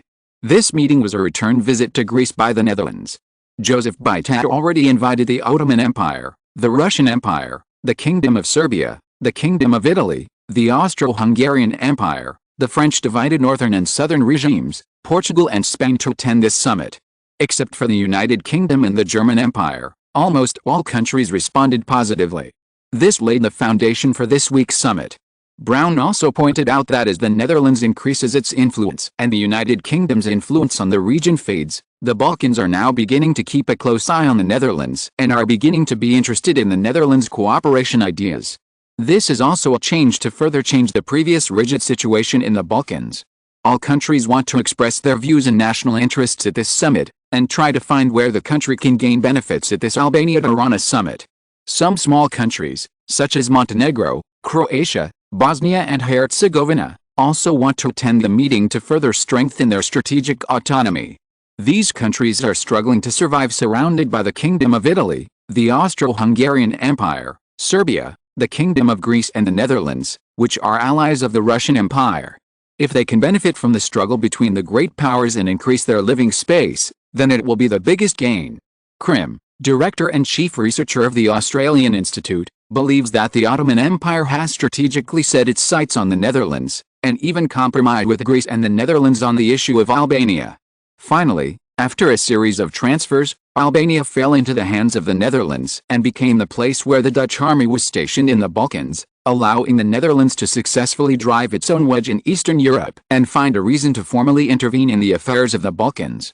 This indicates that although the Ottoman Empire is an ally of Britain, it has changed its strategy towards the Netherlands in the context of no longer close relations. The Ottoman Empire does not have much opposition to the Netherlands on the Greek and Balkan issues. On the other hand, the Austro-Hungarian Empire, Italy and other neighboring powers were actually uneasy about the Netherlands' entry into the Balkan Peninsula. The Netherlands' ruling power in Albania was small, but it was crucial because it was the narrowest part of the Strait of Otranto, across the sea from Italy.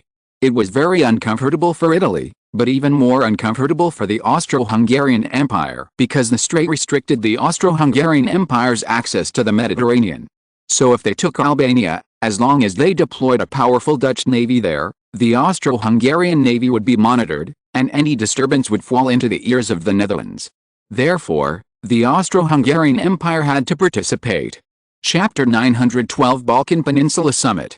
With the compromise of the Austro-Hungarian Empire, although Italy was unwilling to accept the success of the Netherlands' entry into Albania and gain recognition from various countries, it must be said that Umberto I was still not as tough as his father, so he still compromised, because Italy used to rely on its relationship with the French Empire. With the division of the French Empire into two countries in the north and south, Italy was a little panicked. What's more, the Kingdom of Spain, an ally of the Netherlands, is also in the western Mediterranean. The Queen of Louis I of the Kingdom of Portugal is Umberto I's sister. Italy and Portugal have a close alliance, But Umberto I still chose to continue to lie low and watch the intrigues and struggles of Europe and even the world, trying to reap the benefits. So Italy also participated on the surface. On the Russian Empire side, it was naturally hoped that the Balkan Peninsula would be as chaotic as possible, so that it could take the opportunity to fish in troubled waters, promote the pan-Slavic movement, and promote the expansion of the Russian Empire's influence in the Balkan Peninsula. However, with the death of Alexander II, who had just come to power, had too many things to deal with, so he chose to send senior diplomats to participate this time, which showed that the Russian Empire tried to ease relations with all parties in the Balkan Peninsula and ease relations with the Ottoman Empire due to the invasion of Moldova and Romania by the Tsarist Empire in the past few years. It also made countries less vigilant about the Pan-Slav movement implemented by the Russian Empire in the Balkan Peninsula. So it is reasonable for the Russian Empire to choose to participate in the meeting. Therefore, although these countries came to Albania to participate in the summit with their own little tricks, they all expressed their willingness to participate, and the influence of the Netherlands was established invisibly. Joseph Beit, the Dutch foreign minister, stressed in Tirana, the capital of the Albanian province, the cooperation between the Netherlands and the relevant countries in the Balkans is not a third party, and the business has not competed with other mechanisms. He said, as long as it is truly beneficial to the stability and development of the Balkans and the common prosperity of this region, the Netherlands is willing to support it. According to official Dutch statistics, in 1880 last year, the trade volume with neighboring countries, including Dutch products transiting through the Albanian province of the Netherlands, reached 50 million Dutch guilders, £2 million, an increase of about 30% year-on-year, a record high. In the first quarter of this year, Albania's trade with this region increased by 50% year-on-year, far exceeding the overall growth rate of the Netherlands' diplomacy with other places during the same period. The data from the Dutch Ministry of Industry and Commerce has further legitimized the Netherlands' policy in the Balkans.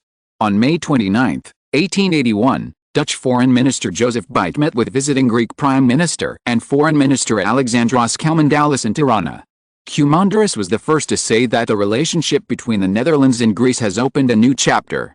The two sides should firmly support each other, deepen cooperation and mutual benefit, seek development opportunities together, and promote the construction of a community of shared destiny between the two countries, with everlasting friendship, high mutual trust, and sharing weal and woe. Joseph Beit agreed with this and appreciated Greece's support for the Netherlands during the Anglo-Dutch conflict. The Dutch people will remember it in their hearts and the Netherlands will never forget it. At the same time, Joseph Beit introduced at the briefing for the summit that under the promotion of the Netherlands, the relevant parties in the Balkan Peninsula will jointly sign an important political document at this summit, witness the signing of a number of cooperation documents, and design trade with the Netherlands, investment of Dutch capital, mutual rescue of countries at sea and other fields, further enriching and expanding the connotation of the relationship between the Netherlands and the region. Bowie, Assistant Director of the Mediterranean Institute of the University of Melbourne, the Netherlands, said in an interview with the European Times that the Netherlands' continued escalation of contacts with countries around the Balkan Peninsula will inevitably increase the concerns of Britain, the Russian Empire, and the Austro-Hungarian Empire.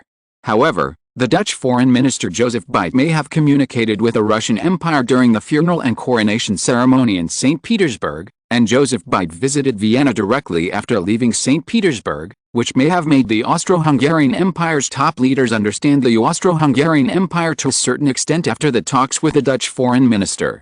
The scholar interviewed analyzed that the Balkan Peninsula has always been the traditional sphere of influence of the Russian Empire, the Austro-Hungarian Empire, and the Ottoman Empire. In name, many countries have just been forced to split from the Ottoman Empire, so the latter is very distressed by any changes in the Balkan Peninsula. For example, Albania was the territory of the Ottoman Empire 10 years ago, but it began to break away from the Ottoman Empire under the promotion of the Netherlands at that time. After that, Montenegro, Croatia, etc., all broke away from the rule of the Ottoman Empire, and Serbia, Bulgaria, etc. all turned against it. Therefore, as the traditional most powerful power, the Ottoman Empire, the latest statement of the Netherlands is to reduce the resentment between the Austro-Hungarian Empire and the Russian Empire. At the same time, the invitation to Constantinople to attend the meeting may also be the Netherlands' intention to reduce Constantinople's strategic concerns. Although the Ottoman Empire was dissatisfied, it had a bad relationship with the Russian Empire and was deeply involved in it. With hundreds of thousands of troops stationed on the border between the two countries, it had no time to worry about the Netherlands and other countries using the key position of Greece and Albania to grow in the Balkan Peninsula. What's more, the Ottoman Empire may think that Albania is not on the side of the Balkan Peninsula close to the Ottoman Empire, but on the side close to Italy and the Austro-Hungarian Empire. This helped reduce the pressure on the Ottoman Empire to deal with these countries. Therefore, Constantinople finally agreed to attend the meeting, which gave it an opportunity to ease the period of supporting the British Mediterranean exercise that almost offended the Netherlands. Brown, chief researcher and director of the Amsterdam Peace Research Institute, assessed that the Ottoman Empire, the Austro-Hungarian Empire, and the Russian Empire were all more or less trapped in the chaotic security situation at home and in the surrounding areas, and their control and influence over the Balkan Peninsula were all declining. They certainly could not take into account the Netherlands' entry into their traditional sphere of influence. The South American Union, led by the Netherlands, will hold a summit of the presidents of the South American Union in Kiel, Ecuador on Friday. Brown, chief researcher and director of the Amsterdam Peace Research Institute, judged that the Netherlands held a summit at the level of foreign ministers with the countries surrounding the Balkan Peninsula at this time.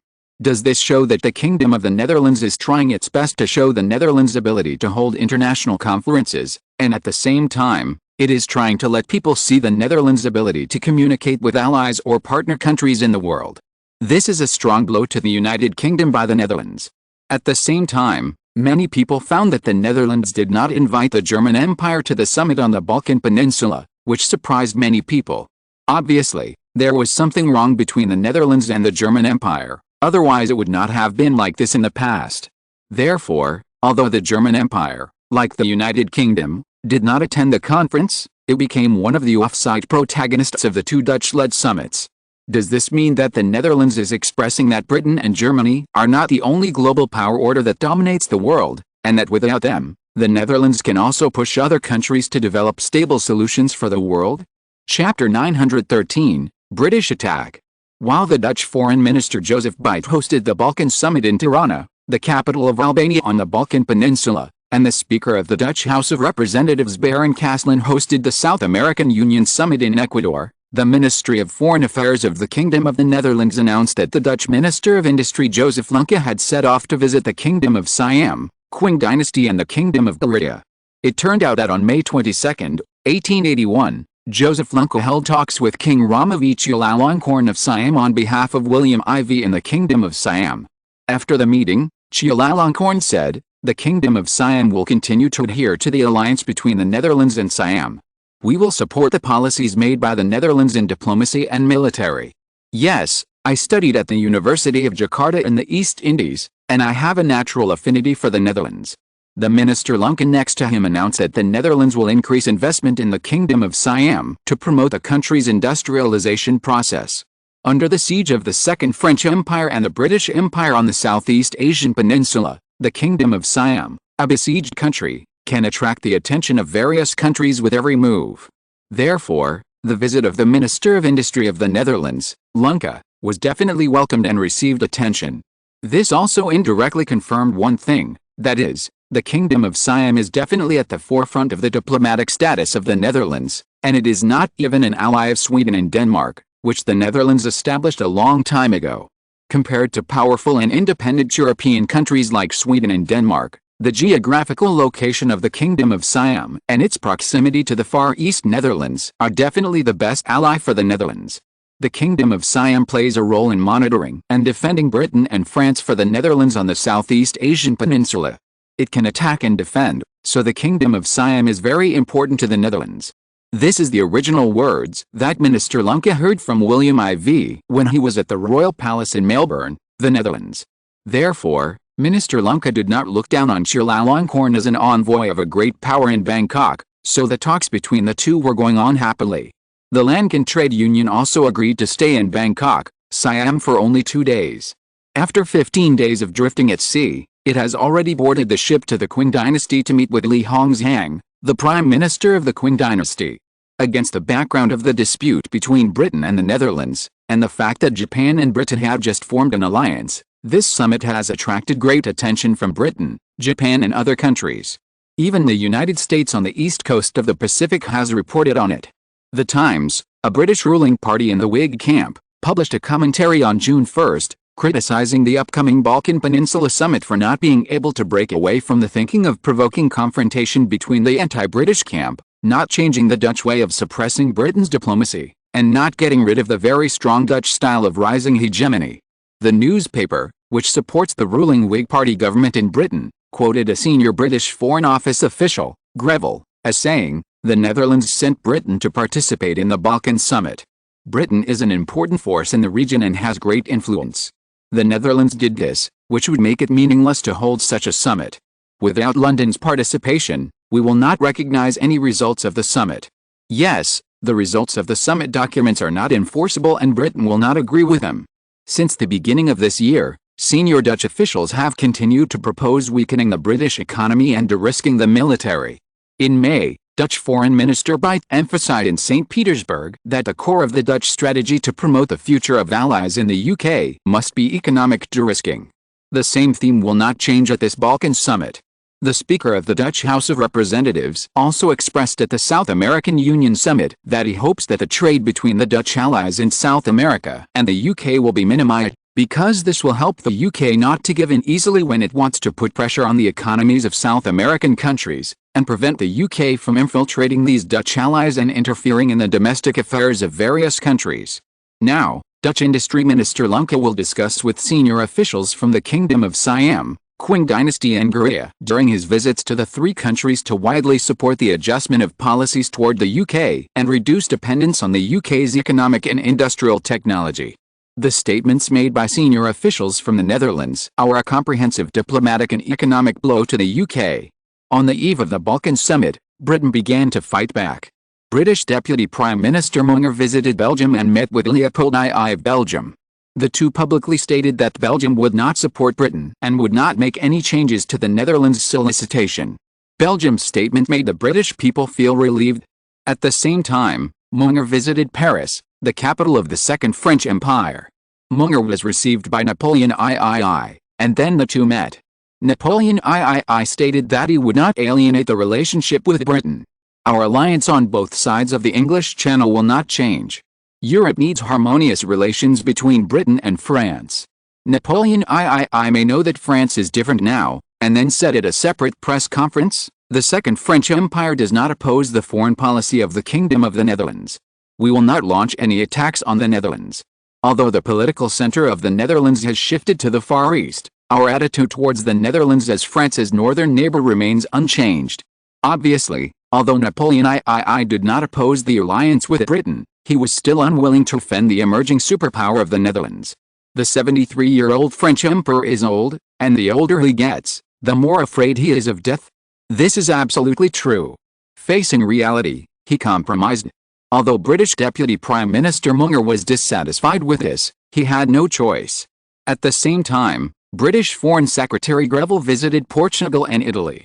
British Prime Minister Gladstone visited the German Empire and the Austro-Hungarian Empire. In addition to the Chancellor of the Exchequer who is guarding the government, the other three most powerful people in the British cabinet government actually visited the European continent at the same time, which attracted the attention of various countries.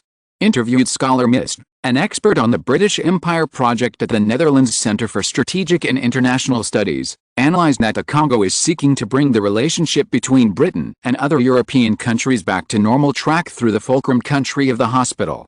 When meeting with King Louis I in Lisbon, the capital of Portugal, British Foreign Secretary Greville pointed out that Britain is Europe's partner in responding to risks and challenges, and Britain exports insurance rather than risks to Europe and the world. He called on Portugal and Britain to stand together and oppose the Dutch slander of de-risking Britain. Instead, they should strengthen economic relations and political cooperation with Britain, jointly adhere to the correct direction of economic prosperity, strengthen maritime cooperation between the two countries in the Atlantic, tap the potential for cooperation, properly resolve each other's important concerns, and jointly maintain a stable semi-alliance relationship between Britain and Portugal. King Louis I of Portugal agreed with this and proposed, Portugal supports many of Britain's ideas and hopes that Britain will support Portugal's rule over its African colonies and oppose the Netherlands' infiltration of Portuguese colonies in Africa. We have always been at odds with Portugal and the Netherlands over the sovereignty of northern Mozambique lost after the African War, and we do not think that the territory in northern Angola assigned to the Netherlands is legitimate and legal. We hope that the Netherlands will return our territory. Chapter 914, The German Empire finally turns to Britain.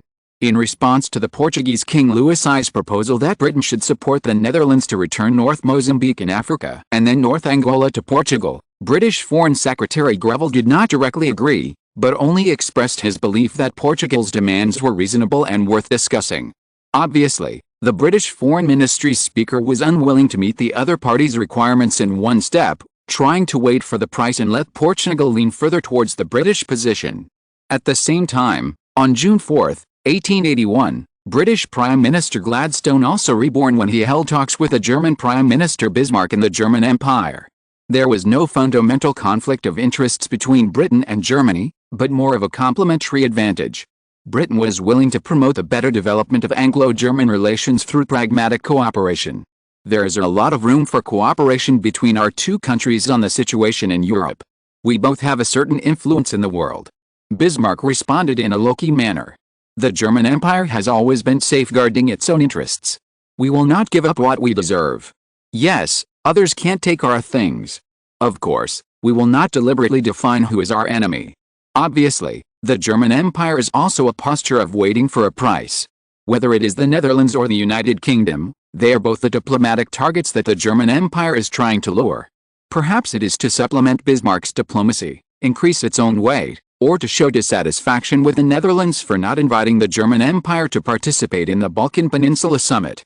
On June 6, 1881, the German royal family announced that William I had sent Crown Prince Frederick, who had just returned from St. Petersburg to the Berlin Palace, to visit the Second French Empire, the Third French Republic, the Kingdom of Spain and the Kingdom of Italy. The German Crown Prince will show the international status of Germany, a new European power, in this visit to 3 countries in 4 places to teach the Netherlands a lesson. It seems that in order to cooperate with the UK's direct opposition to the Netherlands' anti-British foreign policy, German diplomacy, with Bismarck as the spearhead, named the Netherlands for the first time on various occasions. In their meetings with foreign dignitaries and royal family members, they will call on the Netherlands to take responsible actions and oppose the use of economic weapons to coerce other countries and the power of the Allied Circle to change the current balance of power. Crown Prince Frederick of Germany even directly stated in a meeting with Napoleon III that Germany hopes to be like Britain and France, and does not want to see other countries directly provoke Britain, France and Germany. He publicly stated that Germany is willing to hold a royal summit of Britain, France and Germany, and this summit will be a separate topic for the Balkan Peninsula issue, involving the host country of the Balkan Peninsula Summit now being held, the Netherlands. Ryan, director of the Netherlands Institute of the Institute of International Studies at Humboldt University of German, pointed out that the Netherlands currently seems to have a very bad relationship with Britain, France and Germany. Although the Netherlands has risen recently, facing the unity of such large powers as Britain, France and Germany, even the Netherlands must retreat.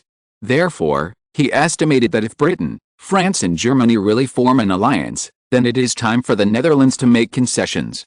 At least, the Netherlands needs to promote cooperation and resolve conflicts and differences with one of the countries. He also pointed out that if the British, French and German royal families really hold a king-level summit, the Netherlands needs to pay special attention to the surrounding situation, including whether more countries will be attracted by the anti-Dutch practices of Britain, France and Germany. Become the opponent of the Netherlands. The summit on the Balkan Peninsula issue is about to be held. German Prime Minister Bismarck met with British Prime Minister Gladstone. After Gladstone left Berlin for Vienna, Bismarck emphasized in Berlin that if the Anglo-Dutch struggle expands, it will only bring greater disasters, and called on Britain and the Netherlands to ease tensions. The German Empire is willing to help the 2 countries and their respective allies form the 2 major camps to coordinate and make contributions to benign interaction. Bismarck's neutral policy was also visited by Crown Prince Frederick of Germany in Paris. He also shouted to the Netherlands and Britain. He emphasized in Paris that if the 2 major camps of Britain and the Netherlands launched a large-scale economic and military war, it would be a tragedy for mankind. A large-scale multinational war would only bring greater disasters, seriously damaging the interests of the British and Dutch people and the people of Europe and even the world, and seriously impacting the governance and order of Europe and even the world. Berlin does not want to see the Napoleonic Wars reenacted in Europe and even the world. He said that the German Empire is willing to work with Britain and the Netherlands to oppose the war.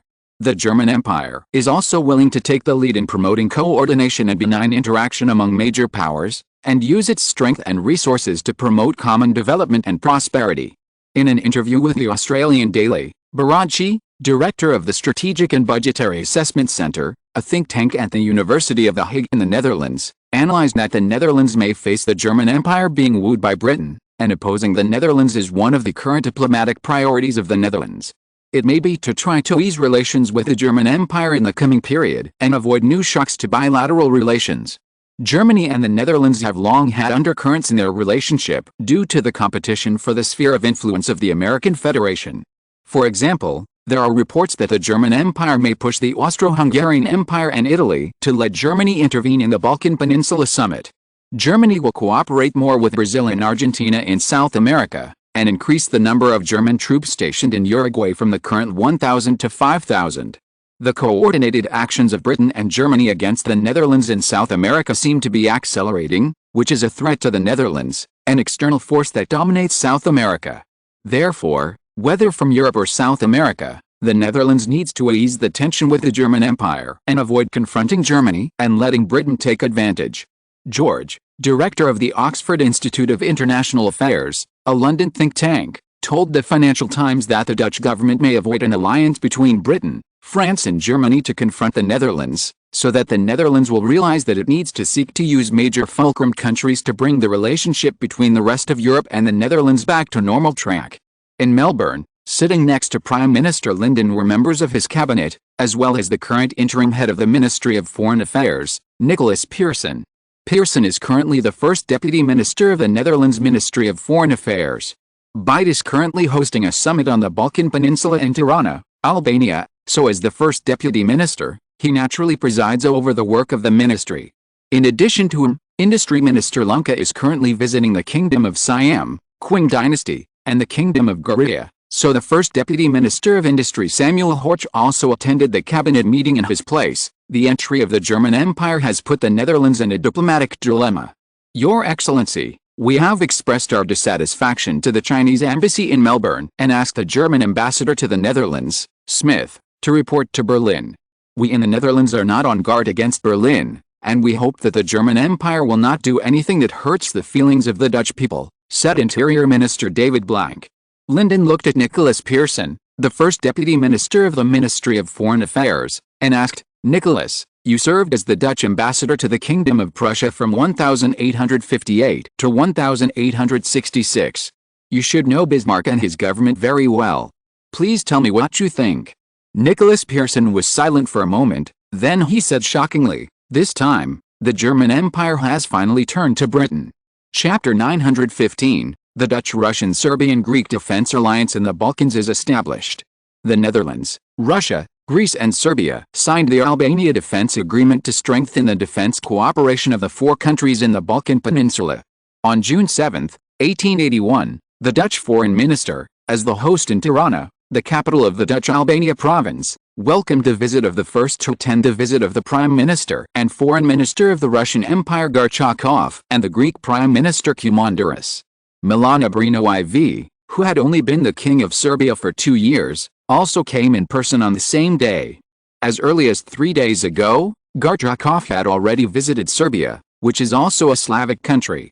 This time he just passed through Albania directly. The Dutch Albania province is adjacent to Greece, so the prime ministers of the two countries naturally came to Tirana quickly.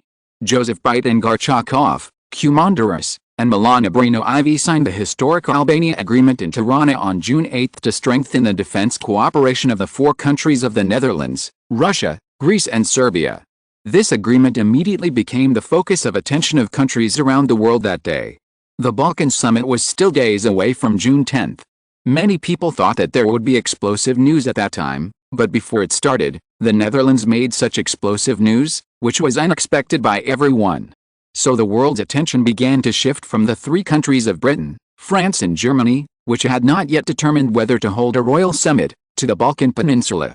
Gorchakov ended his visit to Serbia on June 6, passing through the city of Kukës in southern Serbia by land, entered the Albanian border on the same day, and arrived in Tirana on June 7. Greek Prime Minister Koumandaros arrived in Tirana on the same day and held a four-party meeting there the next day. The four attended the Four Nations Summit held on June 8, 1881 on Friday. The four countries later announced the promotion of cooperation on the Balkan issue, and the Netherlands and the Russian Empire nodded in agreement. The two countries provided more assistance to Serbia and Greece in terms of security. After Prime Minister Gorchakov met with Joseph Bite, Koumandaros and Milana Brino-Ivian issued a declaration. The Russian government said that Gorchakov would visit the Albanian province of Zavzote naval base and confirmed a new defense cooperation between the Netherlands, Russia, Greece and Serbia. As part of the agreement, Gorchakov promised to develop a partnership with the Netherlands and Greece to maintain security in the Balkans in order to promote the interests of Slovenia in the region amid the increasingly fierce competition for the division of spheres of influence.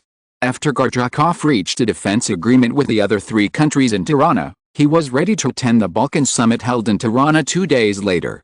He pointed out in Tirana that the Albania Agreement aims to deepen the military cooperation between the Netherlands, the Russian Empire, Serbia and Greece, and jointly develop economic and scientific and technological expertise.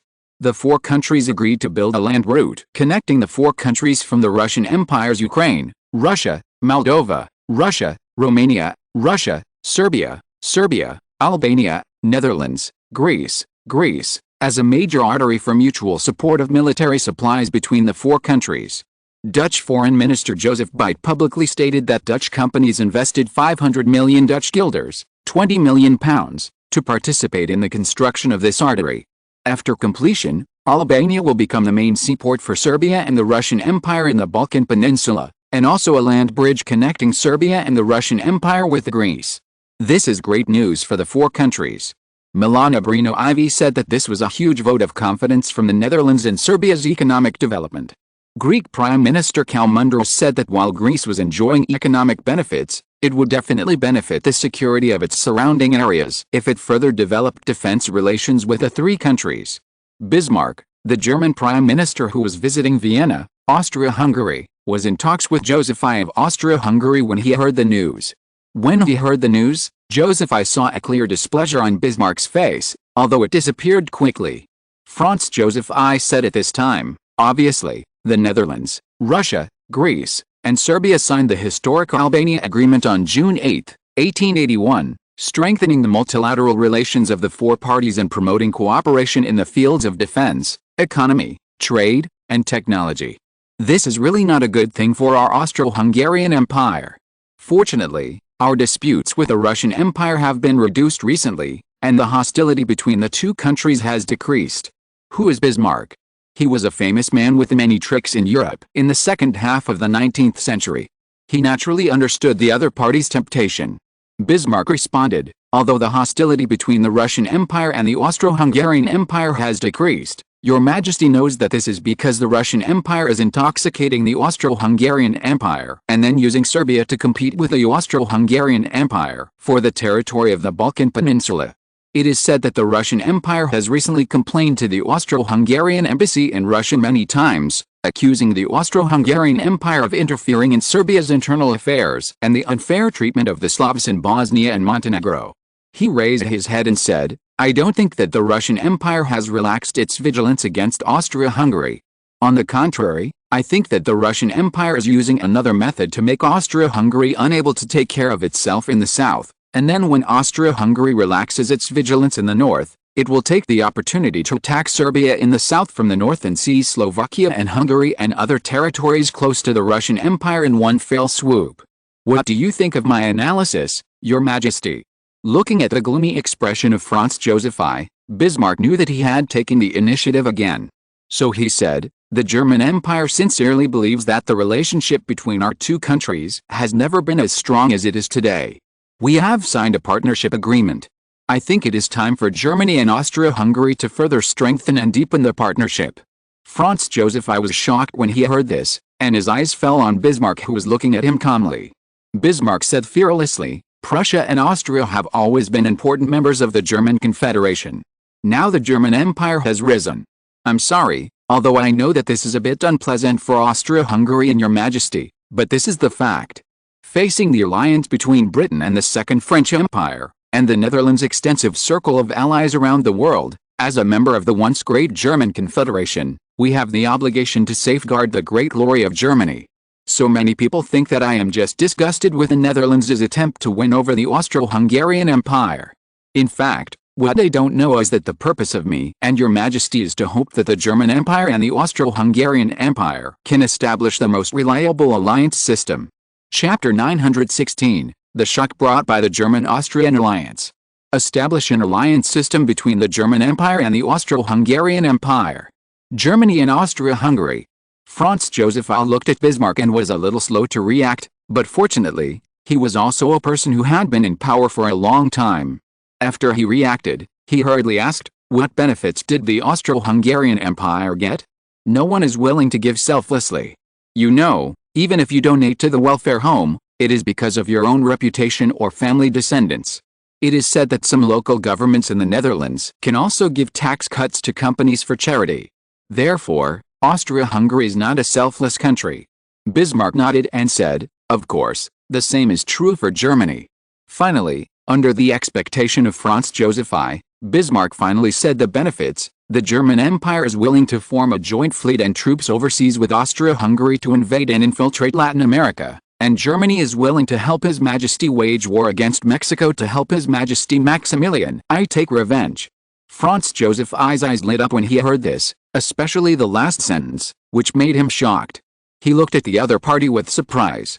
After getting Bismarck's confirmation again, he couldn't help but said, Mexico and the Netherlands are allied. At present, the Dutch are pushing Mexico to join the South American Alliance and the six-power allied forces. The Netherlands will not agree to our doctrine of fighting against them. Bismarck said indifferently, we naturally calculated this.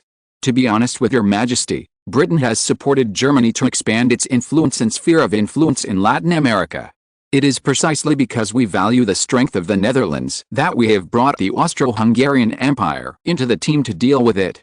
As for the strength of the Netherlands, Bismarck sneered, no matter how powerful the Netherlands is, it is at most about the same as Britain, but it is facing the alliance of the most powerful countries in the world. Britain and France are allied, and Germany and Austria-Hungary are allied. If these two combinations cooperate, your Majesty thinks that based on the strength of the Netherlands, how can they react? Do you really dare to make enemies with our four countries at the same time? Franz Joseph I heard this and had to agree with Bismarck's analysis. Bismarck added, the Dutch army has never fought against the German Empire, but I don't think your Majesty would think that the German Empire would lose to the other side. German army. Joseph I heard Bismarck's words, and his heart muscle twitched. In the 7 weeks' war between Prussia and Austria in 1866, the Austrian Empire ended in failure. This war launched by Prussia against the Austrian Empire was initiated by the Prime Minister of the Kingdom of Prussia at that time. This war became the raw material for Austria to become an international laughingstock. In order to maintain its international status, the Austrian Empire finally had to form Austria-Hungary with Hungary. As a result, Hungary was freed from Austria's original ruling position. It can be said that the reason why he, the former Austrian emperor, was now checked and balanced by the Hungarian parliamentarians was that the culprit was the smug man in front of him. Bismarck mentioned this at this time, which made Joseph I very unhappy, but he had to admit that Bismarck saw through Joseph I's weak and fearful mentality when facing power. Our Austrian Empire was defeated by the German Empire, originally the Kingdom of Prussia before 1871, and the Netherlands would also be defeated by the German Empire on land. Thinking of this, Joseph I finally nodded and said, I have to say that the Prime Minister's book seems to make sense. The Austro-Hungarian Empire does not need much.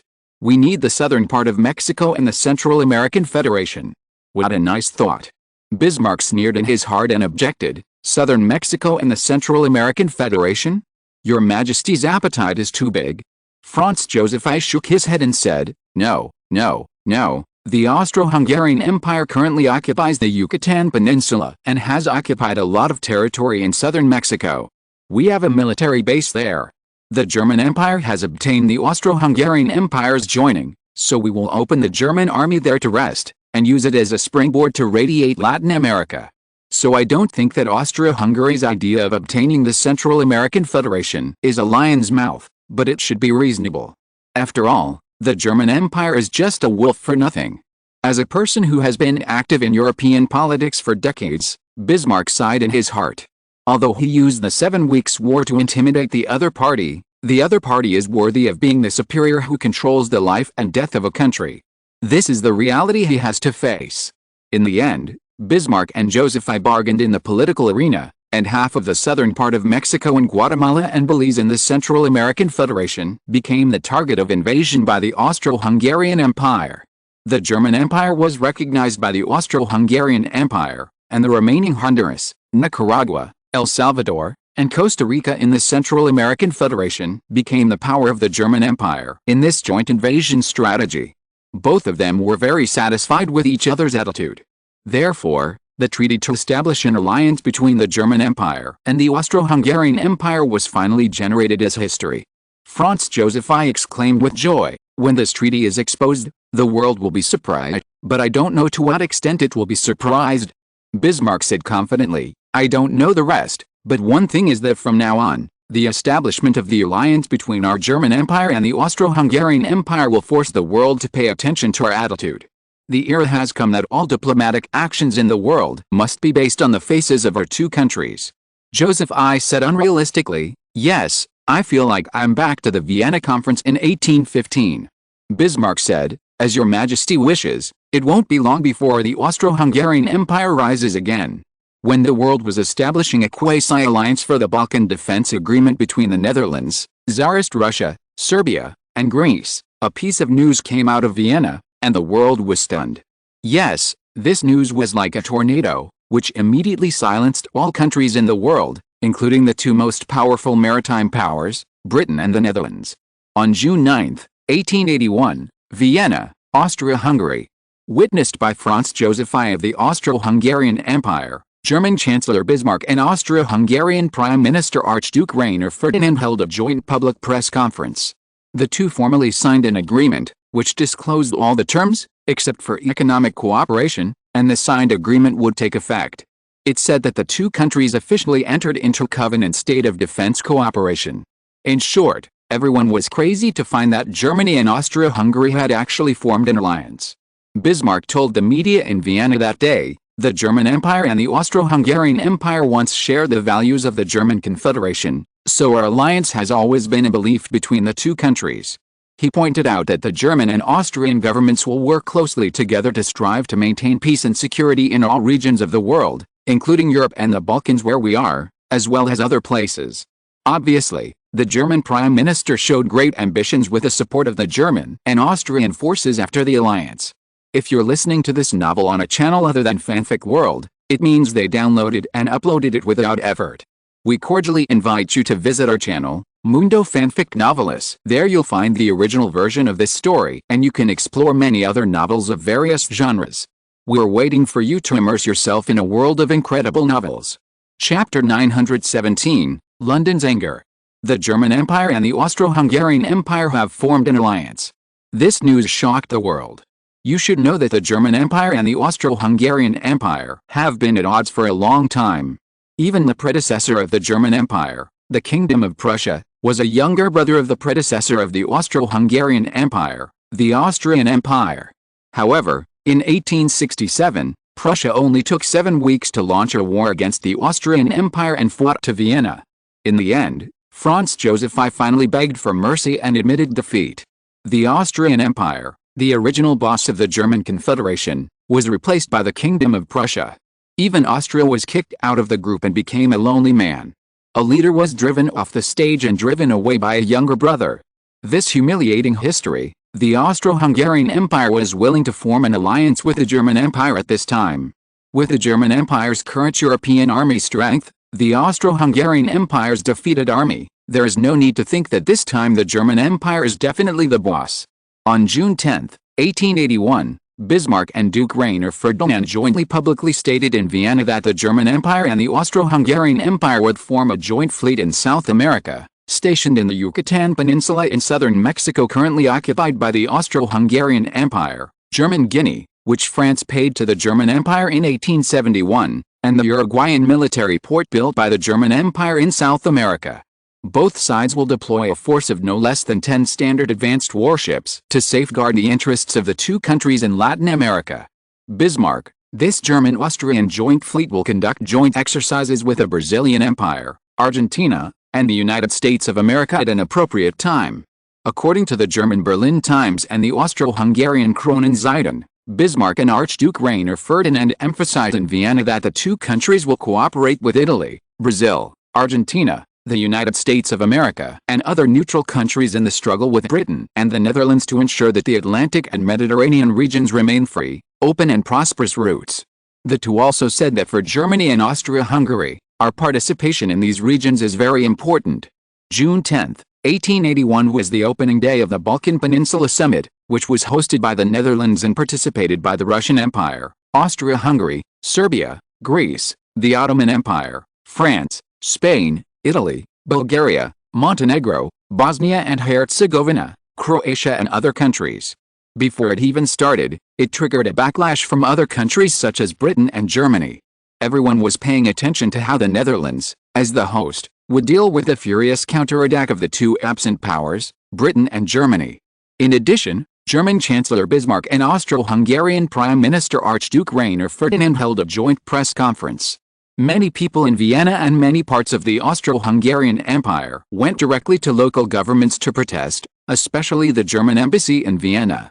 The number of people protesting against the alliance between the two countries reached more than 100,000.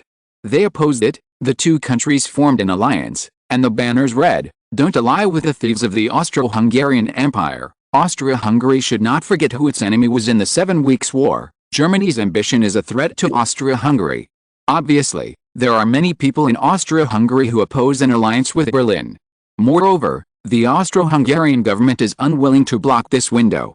I think this shows that Vienna wants to use this action to express the helplessness of the Austro-Hungarian Empire to the Russian Empire and other countries. Seek forgiveness from other countries. At Buckingham Palace, Queen Victoria listened to the judgment of her private secretary, Princess Alice, the second daughter. "Mother, the news of the alliance between the German Empire and the Austro-Hungarian Empire has shocked the world. Originally, we wanted to win over the German Empire to stand on our side when Britain and the Netherlands were fighting, but Bismarck agreed very readily when he visited us last time. We also agreed to the other party's invasion in Latin America and signed a treaty of cooperation, but in a blink of an eye, he returned to Berlin and moved to Vienna to ally with Austria-Hungary, and used the bargaining chips we gave to persuade, coerce, and bribe Vienna, and the latter had to agree to the alliance. It can be seen that the ambition of the German Empire began to be exposed. There is a good fight between us and the Netherlands, especially the fight for the first sea power, but if the German Empire on the European continent is allowed to take advantage of the fight between our two countries and take the opportunity to grow, the German Empire will be more difficult to deal with than the Tsarist Russian Empire at that time. After all, the Tsarist Russian Empire is just a lone traveler, but under Bismarck's operation, the German Empire has fewer allies than the Netherlands, but it has gained support from all camps. This Germany, although it is the place of my grandmother and my eldest sister, Princess Victoria. But after observing for these years, Berlin's defense against us has never decreased. From the fact that my nephew, Crown Prince William, was educated directly by Bismarck instead of his mother or father, it can be seen that William I and Bismarck suppressed my eldest sister and prevented the next generation of monarchs from becoming pro-British. Queen Victoria listened to her second daughter's analysis. Although she was unwilling in her heart, she had to say that this analysis was almost right. According to what Alice said, Bismarck completely took the approach of taking advantage of the situation to complete his diplomatic transformation, and then formed an alliance with the Austro-Hungarian Empire. This is showing his fangs. Have you ever thought about the reason why Bismarck and William I no longer care about it and choose to put the alliance on the table at this time? Are they not afraid of the backlash from us and the Netherlands? Queen Victoria said, "If you don't understand this, then your analysis is actually invalid." Princess Alice's mind was working quickly, but although she tried her best to do so, she still couldn't think of the reason. Suddenly, she saw Queen Victoria's frowning expression. Combined with the question just now, it was obvious that her mother knew the answer. Finally, she gritted her teeth and asked directly, "Mom knows the reason." Queen Victoria raised her head, then looked at the other party with an extremely calm look, and exclaimed, "Bismarck has always liked the art of forming alliances." The reason why he was able to rise quickly in Berlin was actually because he knew that William I needed him. The kingdom of Prussia that William I took over from his brother was also a mess. The parliament that restricted the king was the dilemma of William I, who had just come to power. Bismarck saw this from the beginning, so after becoming a member of parliament, he always advocated for the centralization of power for the monarch in the Prussian parliament. In the end, he became the representative of the royalists and the darling of the conservative royalist Junker nobles. This was Bismarck's approach and experience more than 20 years ago. After these 20 years, this guy's methods have become even more sophisticated. Princess Alice couldn't help asking, "What's so clever about it?" Chapter 918 William IV's rebuttal in Canberra. The Netherlands tried its best to win over all parties in the Balkan Peninsula, and the UK wanted to do its best to destroy it. So when Greville and Gladstone visited other European countries to confront them, Bismarck actually directly divided the Balkan Peninsula summit internally, and even directly established factions different from the Dutch-led countries internally, which could be a way to remove the fire from the bottom of the pot. On the Australian continent, William IV is making a private visit to the emerging city of Canberra, the second largest city in New South Wales, and has been greatly welcomed. Of course, William IV is more friendly to the people, so he also made many statements at the press conference for local and foreign journalists in the Netherlands just now. When asked about the impact of the sudden formation of the alliance between Germany and Austria-Hungary on the Netherlands, William IV said directly, "This is an internal and external struggle surrounding the June 10, 1881 Balkan Peninsula Summit." William IV followed, "Many senior Dutch officials have revealed to me before that the differences among countries at the Balkan Peninsula Summit on the Balkan Peninsula issue are obvious." While warning Britain of possible global threats and invasions, which pose a security threat. In fact, some countries are unwilling to alienate Britain, a powerful and important trading partner. Our Dutch Prime Minister Linden once told me that the Dutch cabinet government has turned this Balkan Peninsula summit into a geopolitical summit. It will deal with a large-scale security crisis. That is, if countries do not support this summit led by the Netherlands and work hard to resolve the escalation of conflicts among the parties, then there will be invasions on the peninsula, which will lead to the open struggle on the peninsula and war. Prime Minister Linden also reported the evaluation results to me. As tensions between the Netherlands and the United Kingdom are intensifying, we also need to formulate and list the rules of the game with our Dutch allies to maintain our international cooperation. When William IV was asked what specific actions he would take, William IV revealed with a serious face, "The Netherlands is holding the South American Union Summit in South America. We will urge and strengthen vigilance against the participation of foreign forces, such as Britain, in South America. We will strengthen the Netherlands' response to the infiltration of countries such as Britain, Germany and France and impose sanctions, especially targeting Britain's maritime trade and industrial exports." The Dutch cabinet government has told its allies about the Netherlands' position, that is, the new measures will target sanctions evasion involving third countries other than the UK, and seek to combat any signs of UK's intention to infiltrate and interfere in the internal affairs of these countries in the future. These are to plug the leaks and prevent the UK and its possible allies from invading Latin America.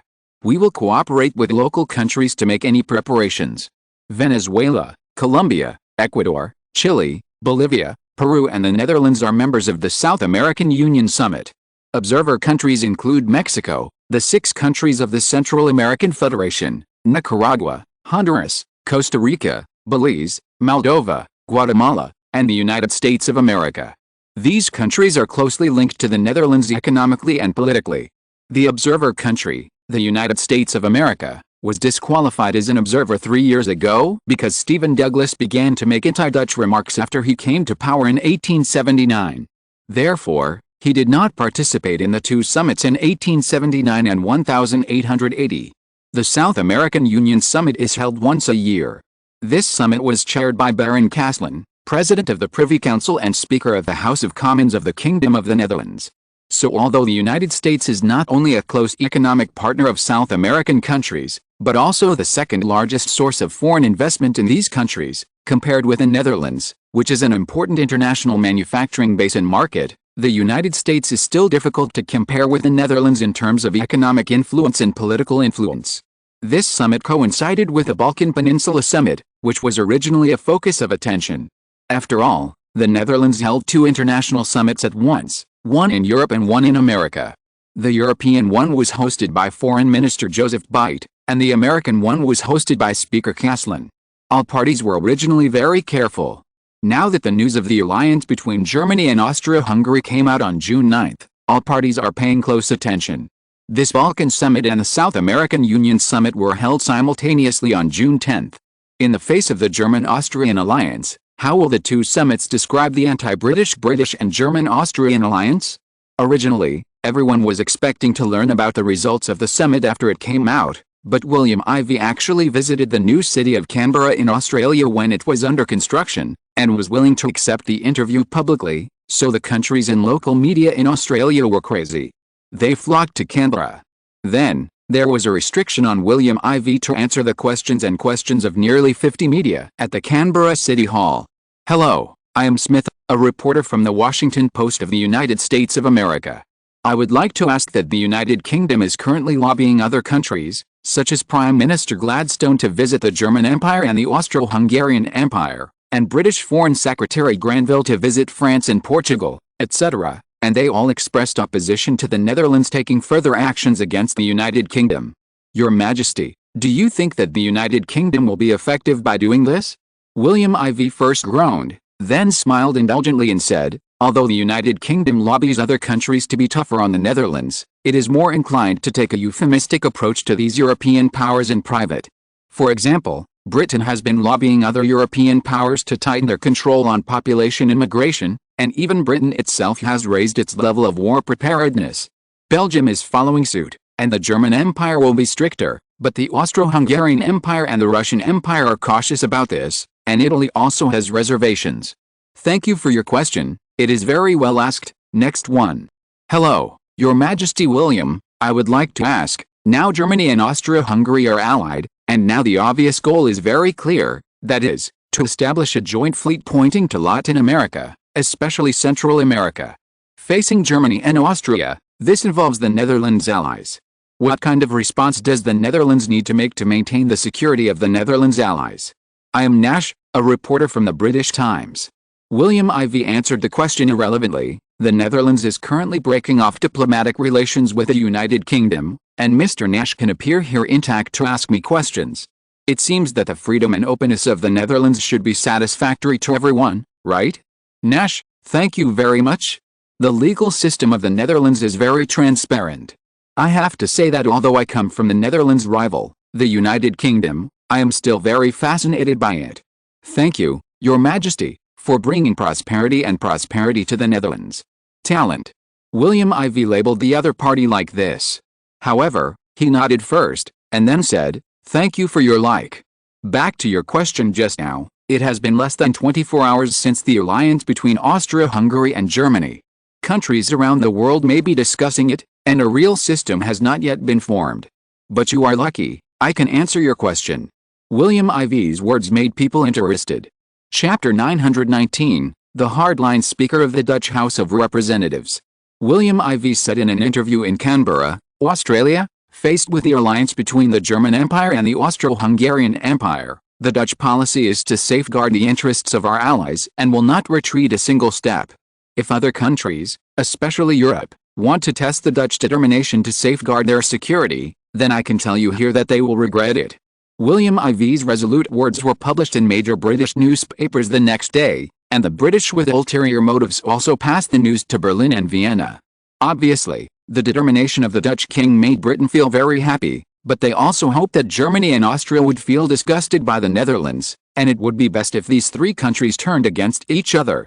Not only Britain, but also the Stephen government of the United States used resources to spread the Netherlands' attitude towards South America and its willingness to offend Germany and Austria, trying to further provoke disputes between the Netherlands and Germany and Austria, and reap the benefits of the fishermen in America.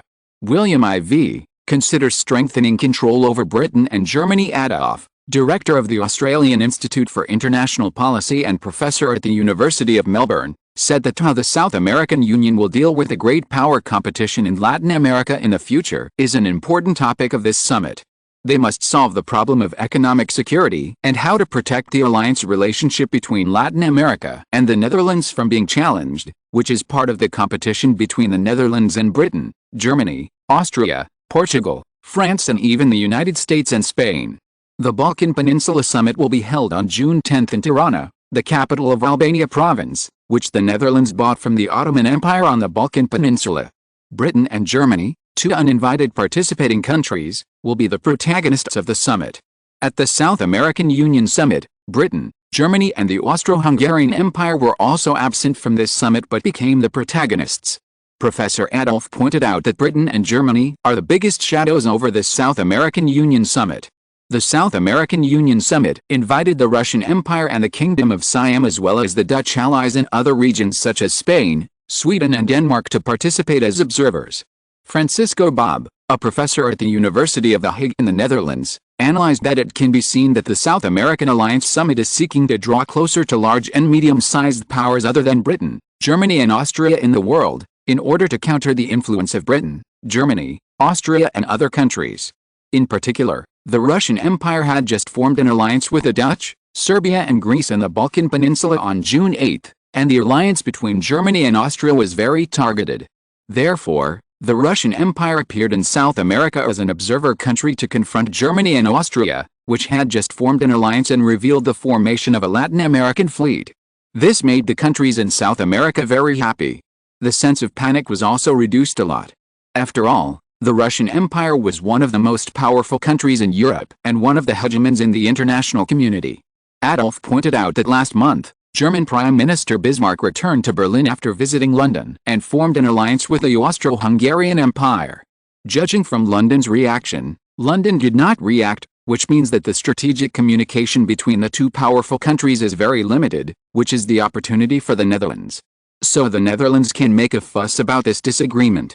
Francisco Bojan, a professor at the University of The Hague, Netherlands, also pointed out that the South American Union Summit will show that it will unify the way to deal with Britain, Germany and Austria, but it also admits that this is a more complicated issue for the summit.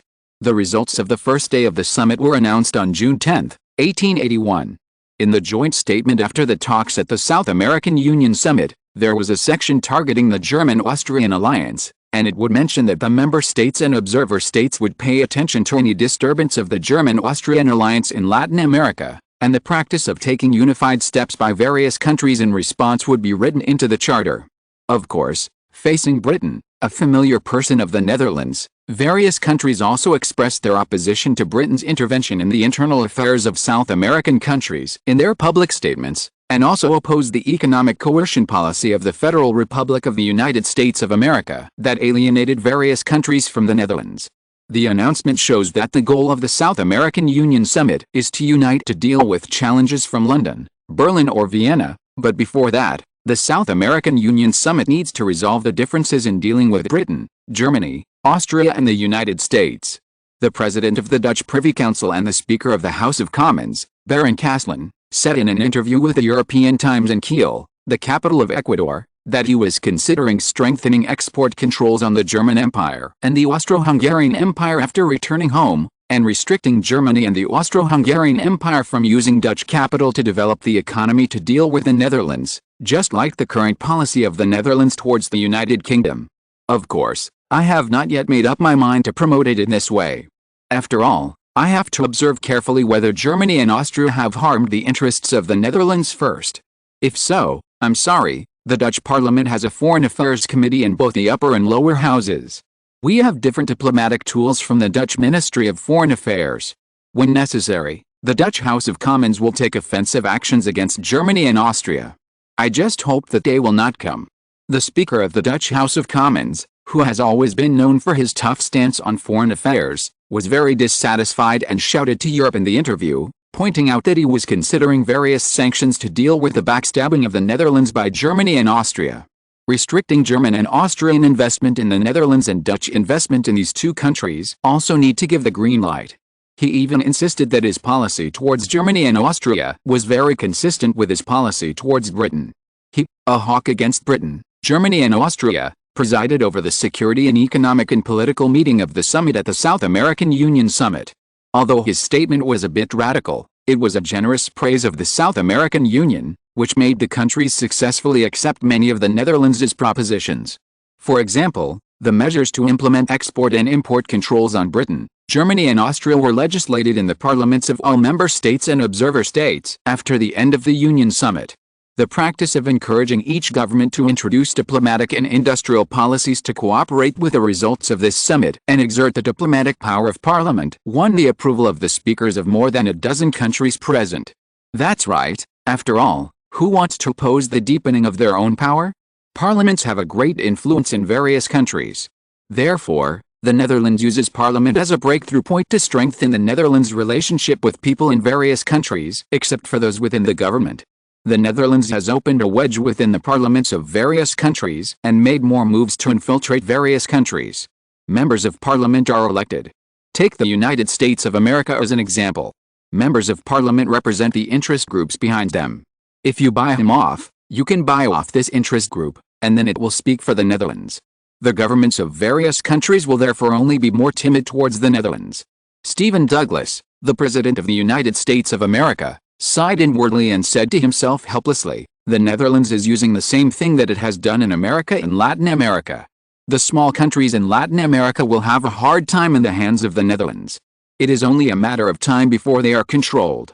It seems that it is really difficult to implement our Monroe Doctrine." Chapter 920, Mexico is anxious because it is targeted by Austria-Hungary and Germany. At the same time as the South American Union Summit, which was led by the Netherlands and South America, was held, the German-Austrian alliance was established, and the first cooperation was to form a Latin American joint fleet, which greatly annoyed all the South American countries of Venezuela, Colombia, Ecuador, Chile, Bolivia, Peru and the Netherlands. On June 10, 1881, the first day of the South American Union Summit, these 7 countries and Mexico and the 5 Central American federations, a total of 13 countries, jointly condemned the German-Austrian joint fleet and deployed it in the Yucatan Peninsula of Mexico. On the first day of the summit, the Speaker of the Dutch House of Commons, Baron Caslin, directly expressed his dissatisfaction with Venezuela, Colombia, Ecuador, Chile, Bolivia, Peru and the Netherlands, which are members of the South American Union Summit. He said, "I have no right to interfere with the alliance between Austria-Hungary and the German Empire. This is the freedom of sovereign states. But I don't understand why, as soon as the alliance is formed, the 2 countries turn their attention to South America. Is it because the countries present here are weak? Is it because the German Empire and the Austro-Hungarian Empire think that the countries present here are like glass that will shatter if touched? Do they want to scare the representatives of the countries present here, and then they will abandon their territory and citizens, and then pretend to be happy and give them up?" Baron Caslin said solemnly, "At the meeting, I have told the Dutch allies present that we, the Netherlands, will not abandon any of the Dutch allies and partner countries that stand with the Netherlands. The Netherlands will safeguard the security of all countries and support them in developing their own economic prosperity. Any country that prevents these is an enemy of the Netherlands." Caslin's words made the presidents of the parliaments of all the countries participating in the summit all excited and applauded. The Netherlands was confirmed as the core country to lead the alliance. Mexican Speaker Kai first expressed his gratitude. "At present, Mexico's territory, the Yucatan Peninsula, is still in the hands of the Austro-Hungarian Empire. That is our land. We will not give up our land, nor will we give up the Mexican people who are colonized there," as Baron Caslin said just now. "Just yesterday, I received a telegram from Mexico City. Our president has expressed his full preparation for war, and once again, we in Mexico are urging and looking forward to getting your support and becoming a member of the South American Union Summit." Kai's words were also applauded. At the same time, the 5 countries of the Central American Federation also stood up and expressed their desire to join the alliance. Baron Caslin was very happy when he saw this, but he said seriously, "The Netherlands supports Mexico and the 5 Central American countries to join the South American Union, but we are a democratic organization, so the support of the Netherlands alone is not enough. We also need the support of countries that are already members."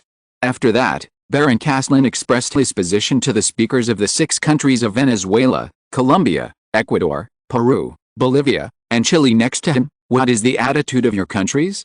After saying this, he even looked like he was staying out of the matter. But who among those present was not a political figure who had become a master? After Baron Caslin's statement, other countries naturally did not stop the other countries from joining. The country that finally expressed its agreement after hesitation was Colombia, and everyone knew the reason. Colombia and Mexico are both eyeing the 5 countries of the Central American Federation, where Colombia owns the territory of Panama. Some time ago, Panama wanted to be independent, and it was said that it was the United States and Britain who made trouble, and Mexico and several countries of the Central American Federation acquiesced, so Panama made a big fuss. And just now, Mexico and the Central American Federation countries have promised not to support or even directly oppose Panama's independence, and support Colombia's rule over Panama. So everyone was happy, and Colombia also gave in. At 9 a.m. on June 11, 1881, the second day of the South American Union Summit, in addition to the Latin American member states and observer states on June 10, Sweden, Denmark, Tsarist Russia, the Kingdom of Siam and other countries also attended the meeting on the second day. Brown, Speaker of the House of Commons of Denmark, Takif, Speaker of the House of Commons of the Russian Empire, Jerry, Speaker of the Swedish Parliament, and Anand Mahidol, Speaker of the Kingdom of Siam. The meeting has not yet begun, and several people can be said to be guests following the host's wishes. As the partner countries of this organization, several countries are naturally happy to use this opportunity to deepen their feelings with each other. Especially Takif, Speaker of the Russian Empire, he came with a mission of Alexander II to make more friends.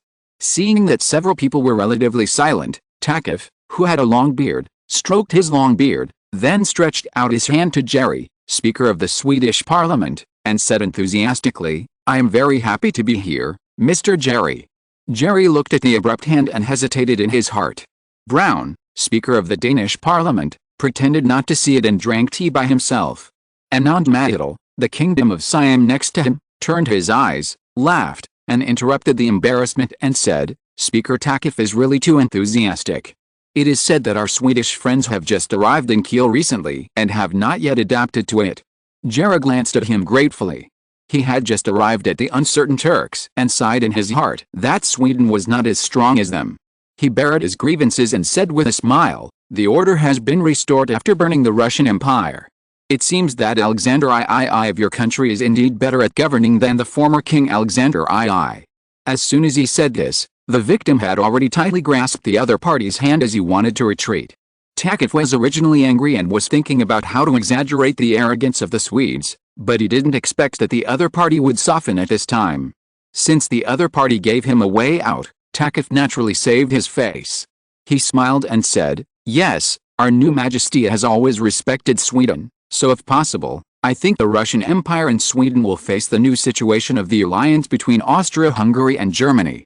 If our two countries don't make preparations, they may need to face great challenges on their own and be unable to cope with them alone, or it will be very difficult to cope with them."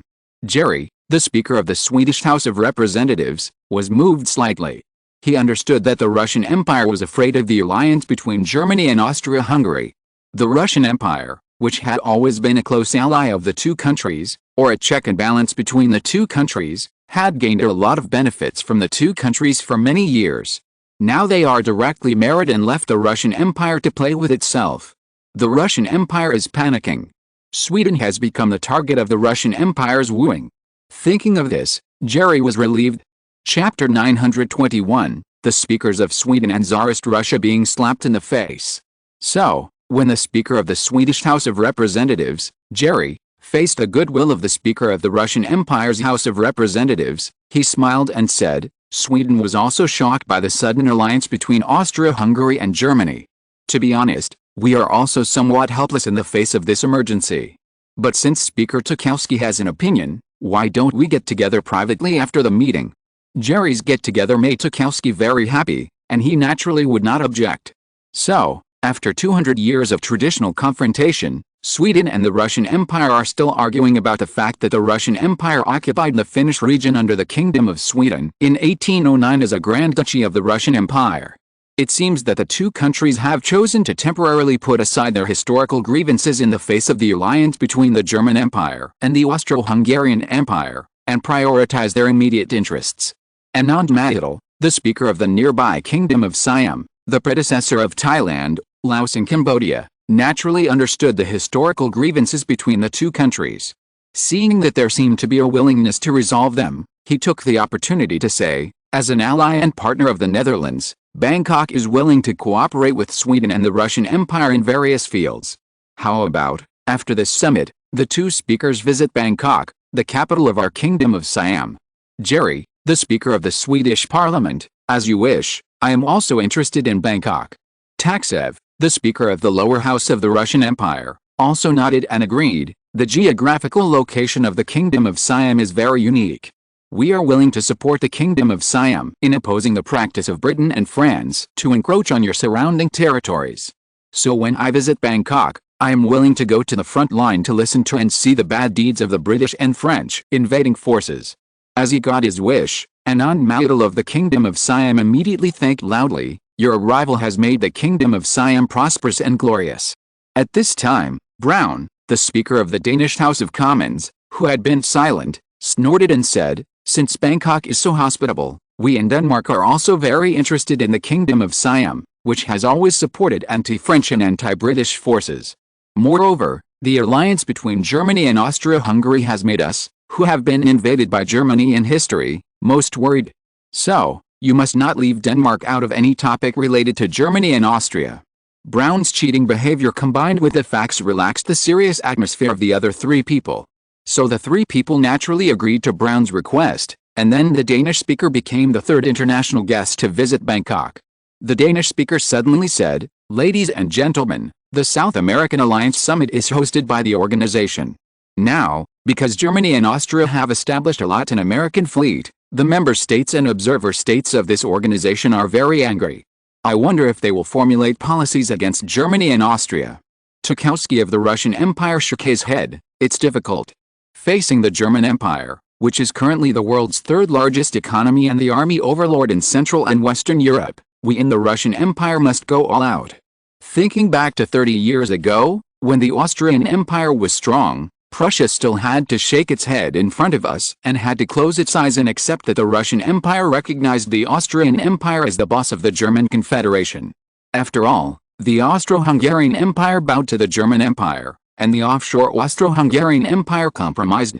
Facing the German-Austrian alliance with the Austro-Hungarian Empire, although I am optimistic about the strength of the Netherlands, I don't think that the Netherlands will directly go to war with the alliance of the German Empire and the Austro-Hungarian Empire to truly fight against the risk of the two countries' infiltration in Latin America. Jerry, the Speaker of the Swedish Parliament, said half jokingly and half seriously with ill intentions, it was because of the Austrian Emperor Franz Joseph I who was scared by the beating in Berlin in 1867. In order to avoid being beaten again, the choice between joining to get benefits or choosing to resist and be beaten again, the Austro-Hungarian Emperor still remembers it clearly, and it is a wise choice to choose an alliance. I also agree. His Majesty William IV of the Netherlands has always known where the interests are.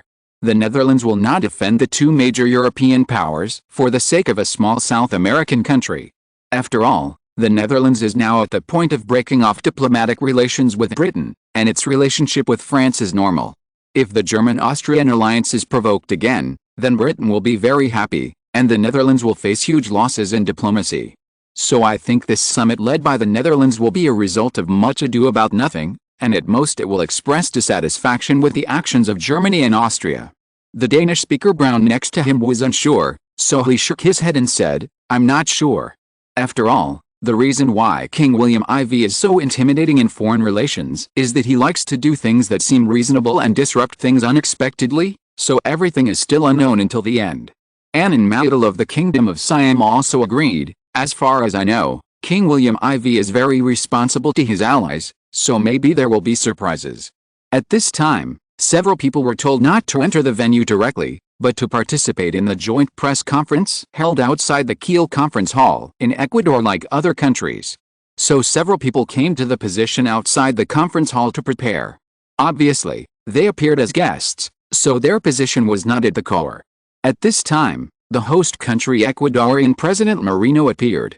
Just when several people thought it was just a polite remark and then said a few nice words, President Merino, witnessed by the speakers of the various countries, suddenly announced, the South American Union officially accepts Mexico and 5 Central American neighboring countries, Guatemala, Belize, Honduras, Costa Rica, and Nicaragua, as 6 countries to become members of the South American Union. The speakers of the 4 countries attending the meeting, Sweden, Denmark, Tsarist Russia, and the Kingdom of Siam, suddenly changed their faces. especially the Speaker of the Tsarist Empire, Takif, and the Speaker of the Swedish Parliament, who had just vowed that the Netherlands was unwilling or dared not to offend the German-Austrian alliance. The latter immediately coughed awkwardly twice, and then explained softly, "It seems that anything unexpected can happen." Takif said awkwardly, "It seems that the Netherlands still does not pay enough attention to the German-Austrian alliance." That's right, they chose to resist the British, a maritime power, not to mention the two semi-land countries of the German-Austrian alliance. The Netherlands has only 2 million people in Europe, and there are more than 25 million Dutch whites in the Far East. Such strength gives the Netherlands confidence. However, I am curious about how Germany and Austria will react to such a result. Although it was easy to say, Takif was already working quickly and began to calculate the consequences of the Netherlands and other South American alliance organizations resisting Germany and Austria on the Russian Empire. Not only him, but also several others, because they knew that this news would sweep the world after today, and by then, the storm was coming. Chapter 922, South American Alliance expands to 13 countries. After the German-Austrian alliance expressed its intention to increase its influence in South America and to form a joint fleet to deploy naval forces in Latin America, the various forces and camps in Latin America expressed different opinions. At 11:30 a.m. on June 10, 1881, Argentina welcomes the German and Austrian ambassadors who were received by Argentine President Larrey in Buenos Aires, the capital of Argentina, and said that Argentina welcomes the two countries to increase their presence in Latin America. The anti-Dutch president, who resented the uneven distribution of spoils by his ally the Netherlands due to the separation of Chile in 1879 and turned to the arms of Britain, said, "Argentina does not want only one foreign country to dominate Latin America. We are willing to contact more European powers besides Britain. Of course, our relationship with the United States is also good. In short, we are willing to balance the current one-sided situation in Latin America and improve it." At 16:20 on the afternoon of June 10, 1881, Pedro II of the Brazilian Empire, who was visiting Sao Paulo, said, "The Brazilian cabinet does not want to see the disputes in Europe lead to Latin America, because this will sooner or later bring about a great disaster of war. However, in the face of some ambitious countries step by step to win over Latin American countries to fall into this layout, we find that Grandma has dreamed of a duty. Therefore, the Brazilian Empire has no objection to the German-Austrian alliance, but we are willing to sit down and negotiate with all parties to solve how to maintain the security here." The Brazilian Emperor also said, "Brazil has urgently communicated with the President of the United States of America, Stephen Douglas, and my cousin, King Louis I of Portugal, for this matter. The three countries have unanimously decided that when facing opponents, our position is to firmly safeguard our interests." His statement made the statement of the Brazil-America-Portugal alliance a gathering point for intelligence in the secret files of various countries. If these three countries also form an alliance, then the two sides of the Atlantic will be more interesting. This is the idea of many people. London, England, saw this scene and was ecstatic. Obviously, the circle of allies established by the Netherlands in the world has always been a concern of major powers such as Britain and France. Although Britain feels a little crisis about the establishment of the German-Austrian alliance, it is more happy that Germany and Austria should keep a distance from the Netherlands. Now if Argentina leans towards Britain and continues to oppose the Netherlands, and then the Brazilian Empire forms an alliance with America and Portugal, then it will definitely be good news for Britain. Even Queen Victoria at Buckingham Palace, who had been frowning because of the German-Austrian alliance, smiled at the news of the Brazilian Emperor Pedro II's statement. In Berlin, it was said that Bismarck, William IV, and Moltke the Elder had urgently convened diplomatic and military meetings for this purpose, seemingly formulating policies for the next step of the German Empire's foreign offensive. However, all this was shocked at 9 o'clock on the second day, June 12, 1881, when the South American Alliance Summit announced that an agreement had been reached on June 11. All countries had to start over again with their previous emotions and plans. On June 12, 1881, the South American Union Summit was held at 9 a.m. 17 speakers from 17 countries, including member states, observer states and partner countries, attended the press conference. The person who released the news was President Moreno of Guadalajara. He announced at a meeting that Mexico and the 5 Central American federations, Guatemala, Honduras, Nicaragua, Belize, Costa Rica, and Nicaragua, would be accepted as new members of the South American Union. The 6 countries will join the previous members of the Netherlands: Colombia, Venezuela, Ecuador, Peru, Chile, and Bolivia. These 6 countries will also automatically take effect at the same time, officially open their doors, become free trade countries, accept trade policies between member states, and accept investment from member states without restrictions. At the same time, President Moreno also announced that the South American 7-Nation Alliance would be renamed the Latin American 13-Nation Alliance Organization. The headquarters of this organization is still in Ecuador, and the garrisons are located in Puerto Montt, Santiago, Tierra del Fuego. Argentina was driven out by the Netherlands in 1879, so Tierra del Fuego is no longer divided equally between Argentina and Chile: Santiago in Chile, Santa Cruz in Bolivia, Lima in Peru, Panama and Uribia in Colombia, Sucre in Venezuela, Lepanto in Costa Rica, Managua in Nicaragua, Huasfin in Honduras, San Jose and Puerto Barrios in Guatemala, Cacocar in Belize, Puerto Altamira, Veracruz, Pachotla, La Paz in Mexico, etc. At the same time, President Moreno announced that the increase in these garrison troops is far from enough to cope with the current 50,000 troops. After all, the garrison bases have increased from the original 4 to the current 19. In order to cope with possible crises, the 13 countries unanimously agreed to increase the strength of the coalition forces, doubling the current 50,000 troops to 100,000. The sources of the changed military strength are 30,000 from the Netherlands, 15,000 from Mexico, 15,000 from Colombia, 15,000 from Venezuela, 10,000 from Chile, 10,000 from the 5 Central American federations, 5,000 from Bolivia, 5,000 from Peru, and 5,000 from Ecuador. And all countries have been recommending Helen as the Secretary General of the organization, that is, the leader of the alliance. As these pieces of news spread around the world, not to mention that Brazil, Argentina and the United States and the Americas, the 3 countries that just revealed their desire to form an alliance, were stunned. Even Germany and the Austro-Hungarian Empire, the allied countries that had signed the alliance treaty, were extremely shocked. The Netherlands and other countries actually went the other way. Not only were they not afraid of the German-Austrian alliance or the tripartite alliance of the United States, Portugal and Brazil, they actually directly added 6 member states. You know, there were only 7 member states before, and now it has almost increased by half.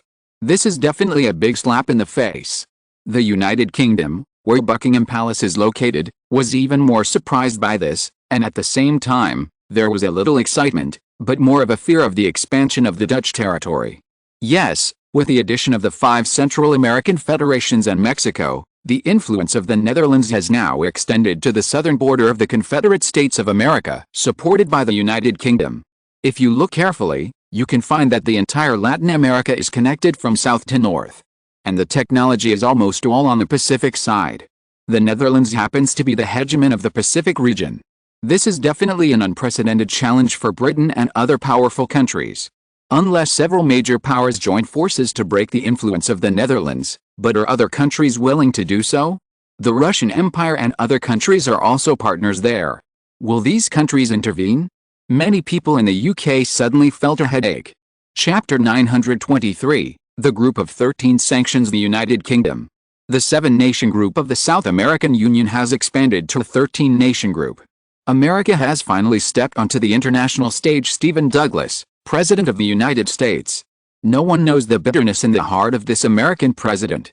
Mexico, threatened by Germany and Austria, turned around and joined the South American Union at full speed, and officially became a member of the military-backed coalition of the group. Mexico also joined with the 5 Central American federations. Together with the original 7 countries, a total of 13 countries formed the South American Union Organization. We oppose the highly grouped organizations in Latin America. As a foreign power, Argentina has always opposed the Netherlands' expansion in Latin America. Argentine President Mitre has continued to be at the forefront since the anti-Dutch movement in 1879. A multinational coalition of 100,000 troops, including 30,000 from the Netherlands, 15,000 from Mexico, 15,000 from Colombia, 15,000 from Venezuela, 10,000 from Chile, 10,000 from the 5 Central American countries, 5,000 from Bolivia, 5,000 from Peru, and 5,000 from Ecuador, is not yet known whether it is a blessing or a curse for South America. But one thing that must be said is that this is definitely not good news for Germany and Austria, which have just expressed their interest in Latin America.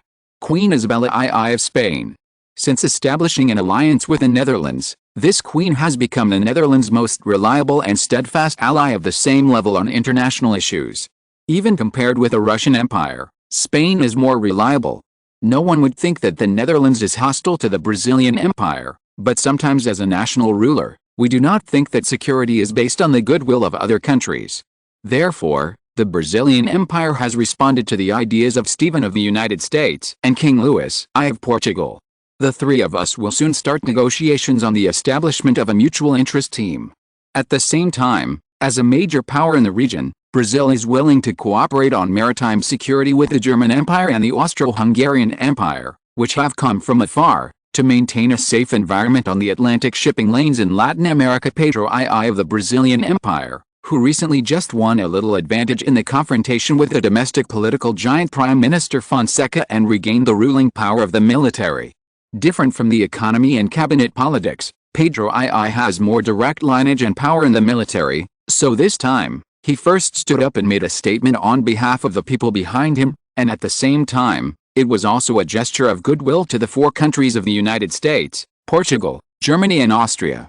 However, as soon as the emperor made his statement, his opponent, Prime Minister Fonseca, made a direct statement in Rio de Janeiro. The Brazilian Empire does not need to participate in the competition in Latin America, because Brazil has been a great power since the beginning. I believe that no matter which foreign country comes to South America, it needs to say hello to Brazil, rather than making things difficult for Brazil. Brazil has traditionally had a good relationship with the Netherlands, so my cabinet government will continue to maintain this friendship. This time, even Queen Victoria, who had not appeared in public for a long time, attended a charity banquet in London and made a public statement on the matter. Latin America kept saying that it wanted to break away from Spanish colonization in the early 19th century, and then become independent and self-reliant, but now it seems that everything is just talk. The rulers of their countries, except for a few countries such as Argentina and Brazil, have forgotten the original intentions of those who established a country. We, the British Empire, oppose the expansion of the Netherlands in South America and Latin America as a whole. We call on Latin American countries to remain neutral in the Anglo-Dutch dispute. At the same time, we call on the Group of 13 not to participate in the fight between the Netherlands and Britain. After ascending the throne, the new Tsar of the Russian Empire, Alexander III, made his first public statement: "The Netherlands is our ally of the Tsarist Russia. We will not abandon each other." This time we sent the Speaker of the Russian lower house, Taksev, to participate in the meeting of the organization as a partner of the South American Alliance Group. After understanding the organization, we believe that the Russian Empire will continue to cooperate with them as a partner. We strongly oppose Europe's threats and coercion of Latin American countries on behalf of other countries. We do not agree with the practice of Queen Victoria of the United Kingdom forcing other countries to stand up and express their positions, just like Belgium has stood on the side of the United Kingdom in the Anglo-Dutch dispute from the beginning. I don't understand why it is wrong for the Netherlands allies to fight against the Netherlands. Alexander II's question immediately attracted great international attention, mainly because he showed an anti-British face as soon as he came to power, which made people understand that the Russian Empire is still the familiar anti-British Russian Empire for decades, and it has not changed at all. At the same time, it also makes people know that the Tsar still attaches great importance to the Netherlands, and this time, in addition to the United States, Portugal and Brazil, the Russian Empire's neighbors Germany and Austria-Hungary also oppose the expansion of the South American alliance to the 13-nation group. This is definitely a huge gift for the Netherlands. Therefore, the Dutch Ministry of Foreign Affairs quickly publicly expressed its gratitude for Alexander II's support. At the same time, the Netherlands will naturally not let the other party go easily, and they chose to fight back.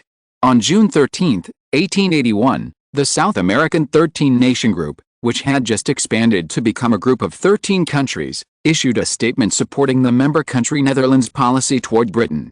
All member countries will immediately implement the current Dutch policy toward Britain from that day on, and have expanded sanctions against Britain.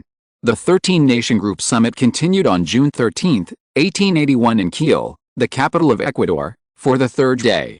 On the first day, the expansion issue was discussed and passed. On the second day, The global situation and the development of member countries' economies were discussed. Before the third day began, it was immediately announced at 10 a.m. that all members had passed the first topic. That is to support the Netherlands to sanction Britain. All member states voted in favor. The speakers of the participating countries subsequently issued a statement to increase export and import controls on Britain and restrict British investment member countries. The draft joint communiqué released at 10 a.m. that day emphasized that the reliance on British investment and goods must be reduced or even eliminated. All member states agreed that from now on, no member state is allowed to purchase British weapons. Baron Caslin, Speaker of the Dutch House of Commons, said at the summit, "This is to make Britain pay a price, and I hope that partner countries will follow suit so as to increase the intensity of sanctions." All member states immediately agreed. On the same day, the summit also issued a statement on member states' purchase of Dutch weapons and increasing the national defense capabilities of member states based on Baron Caslin's proposal of the 13-nation military defense action plan. In addition to condemning Britain, it also expressed dissatisfaction and concern about the alliance between the German Empire and the Austro-Hungarian Empire to increase its presence in Latin America. The statement emphasized the unwavering adherence to the security of each country's territory, and the countries vowed to defend each other against invasions from other countries, adhere to the Covenant of Defense, and called on Germany and Austria not to let the 13-nation group adopt hostility towards them. If you're listening to this novel on a channel other than Fanfic World, it means they downloaded and uploaded it without effort.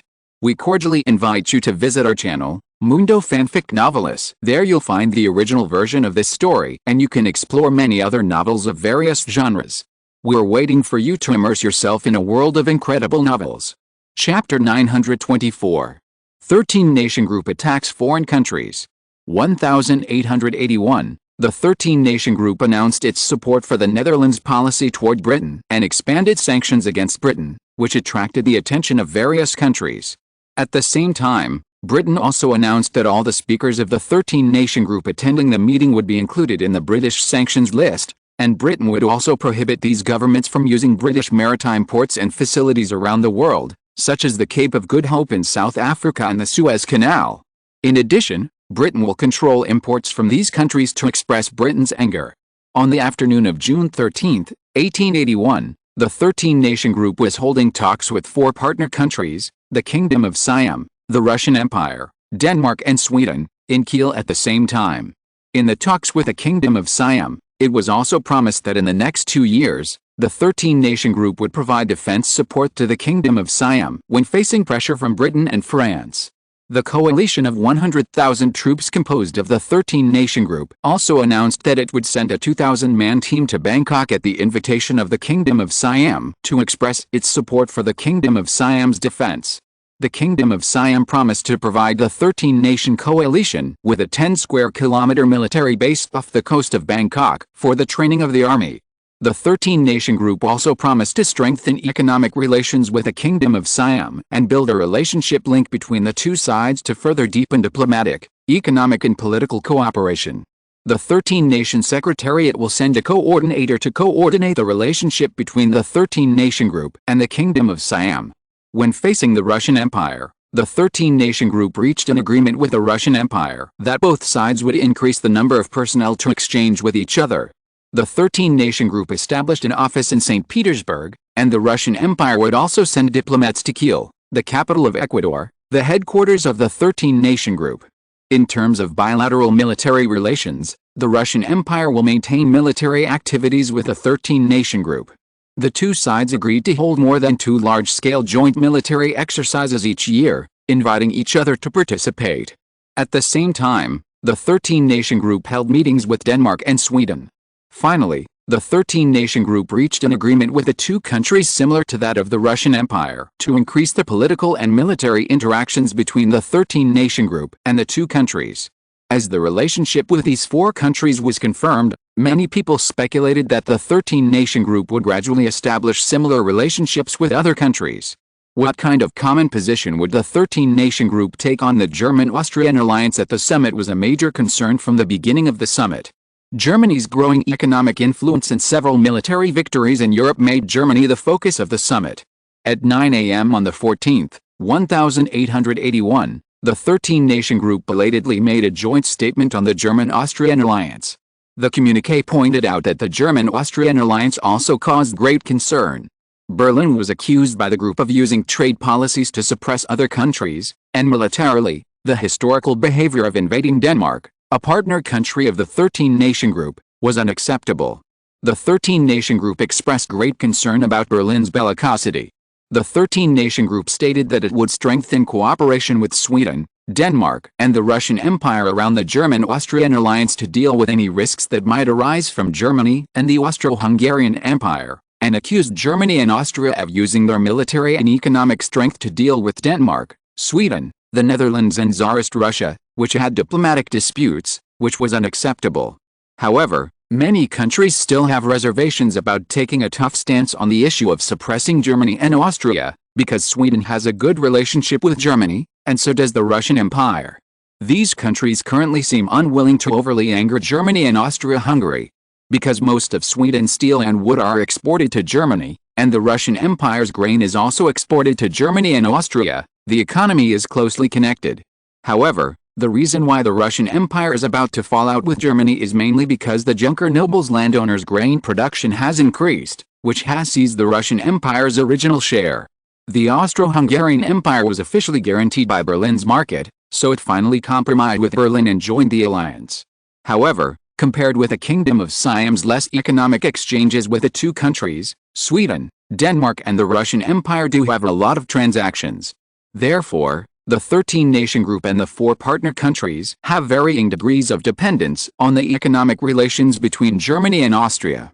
Baron Caslin, Speaker of the Dutch Lower House, said in the European Times that the G13 is studying specific ways of cooperation to counter the economic and military coercion of Britain and the German-Austrian alliance. The G13 will not just talk and issue a communiqué this time, but will take concrete actions. The European Times reported that the G13 plus 4 partner summit held in Kiel will issue a document against the military and economic coercion of Britain, Germany and Austria in addition to the joint communiqué, indicating that the G13 will support those countries that are militarily and economically coerced by these 3 powers to confront them. In response to Argentine President Mider's opposition to the expansion of the G13 unanimously expressed dissatisfaction. The Secretariat of the organization directly condemned Argentina's meddling in its internal affairs. We don't know why the Argentine president is so angry, but one thing I can tell you is that the G13 will put pressure on Argentina to influence the other party. For example, we are currently evaluating and may impose economic sanctions on Argentina. Of course, the negotiations are still ongoing, and the results are not yet suitable for public disclosure. It is just a reminder to our Argentine neighbors. At the same time, the G13 also shouted to the Brazilian Empire, the G13 is undoubtedly an offense to the Brazilian Empire. The G13 is willing to cooperate with Brazil. We believe that if the Brazilian Empire is willing to cooperate, Latin America will be able to enter a more prosperous situation. The G13 also extended goodwill to the United States of America. The United States of America is a big country. We will support the connection between each member country and the United States. Our organization will also flexibly adjust the specific relationship development process with it according to the attitude of the United States towards its member countries. In short, the definition of America's approach is that we are not sure whether the other party is an enemy or a friend. At the same time, the G13 was also quite dissatisfied with Portugal's unfriendly language towards the organization, and the countries would not show mercy to Portugal. The 13-nation group announced that it would treat Portugal as an equal to the United Kingdom and supported the same sanctions against Portugal as the United Kingdom. Portugal has always been an ally of the United Kingdom, and our Spanish partner is the victim of Portugal's special relationship with the United Kingdom. So in order to face the backstab of this ally of the United Kingdom for hundreds of years, we choose to strike first. These are the original words of Baron Caslin, the Speaker of the Dutch House of Representatives. This made those people in Lisbon extremely dissatisfied. The 13-nation group's successive releases of foreign policies caught the international community off guard. As a result, an international relationship that is brewing is slowly fermenting.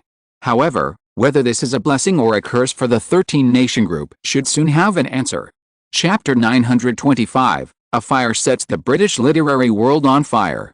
1881, Napoleon III of the Second French Empire, who had not been seen for a long time, visited Stockholm, Sweden, and after 12 years, he historically stayed in Amsterdam, the European territory of the Netherlands, for half a day to repair, and then returned to Paris by boat.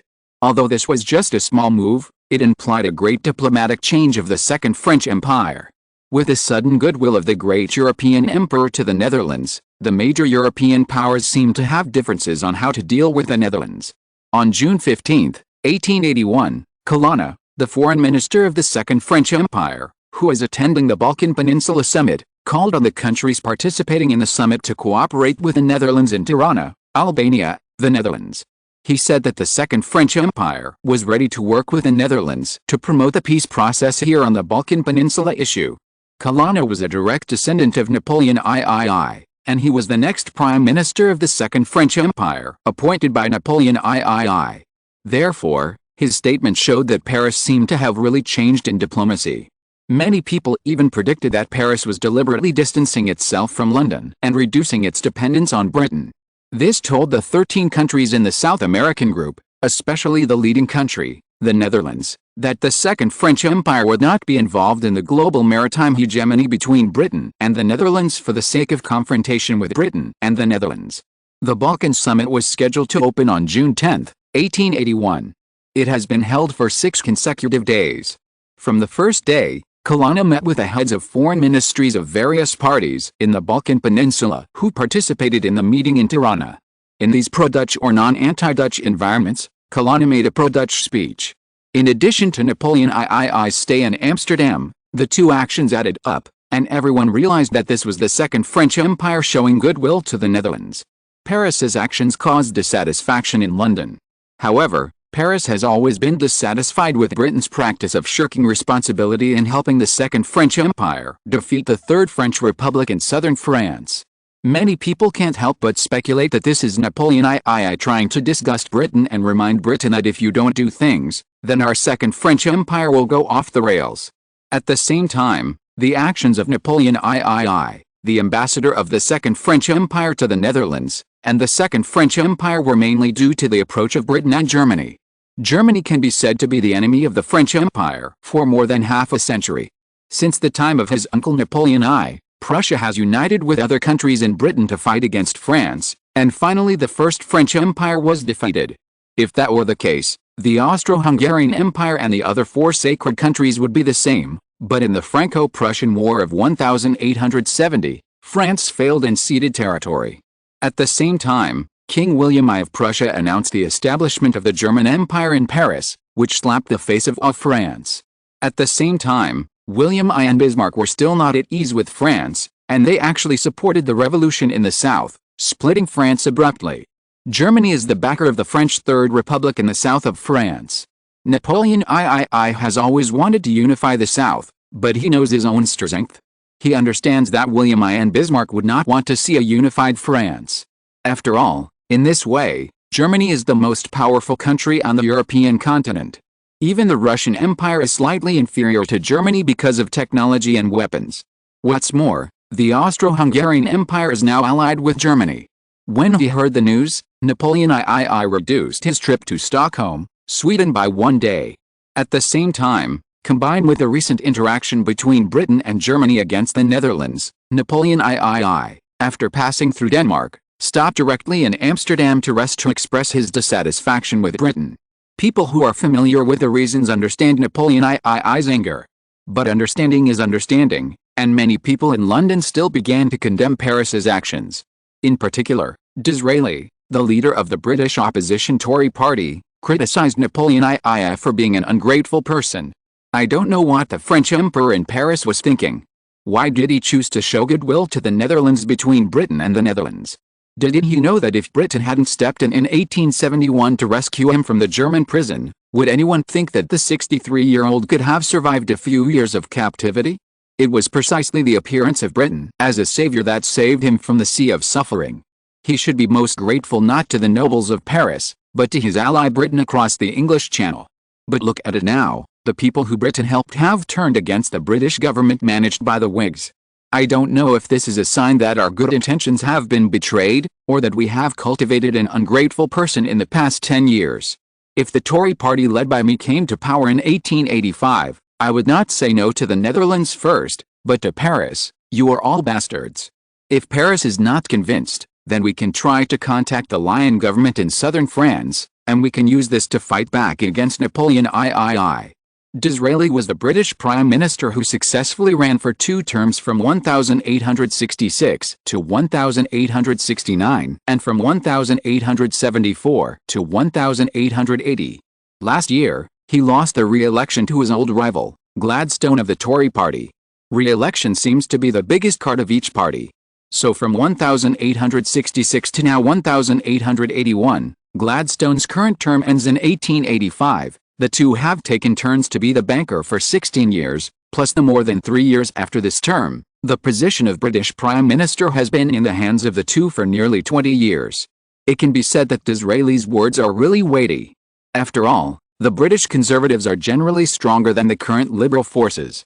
Disraeli's words seem to have set off a celebrity effect in Britain, so one by one, British politicians joined in condemning Napoleon III and the government of the Second French Empire. Finally, the fire even burned into the literary world. Blake was the first to stand up and express his dissatisfaction with France. You know, Blake is the first great poet of British Romantic poetry. This craftsman who makes a living by publishing was once an ardent supporter of the French Revolution, so he always supported the French Third Republic, but he opposed its philosophical foundation, rationalism. This set the British literary world on fire, and the British literary world was bubbling up. Browning supported Blake's statement. But the literati who always supported the Whig Party were not to be outdone. So Tennyson was introduced. You know, Tennyson and Browning were the situation in the British literary world. Well, Britain was completely messed up by Napoleon III. End of this chapter. Thank you very much for reaching the end. Don't forget to like. Looking for more exclusive content and immediate access? Subscribe to our Patreon. Remember, every like, subscription, or donation encourages us to continue. Thanks to everyone. See you in the next video.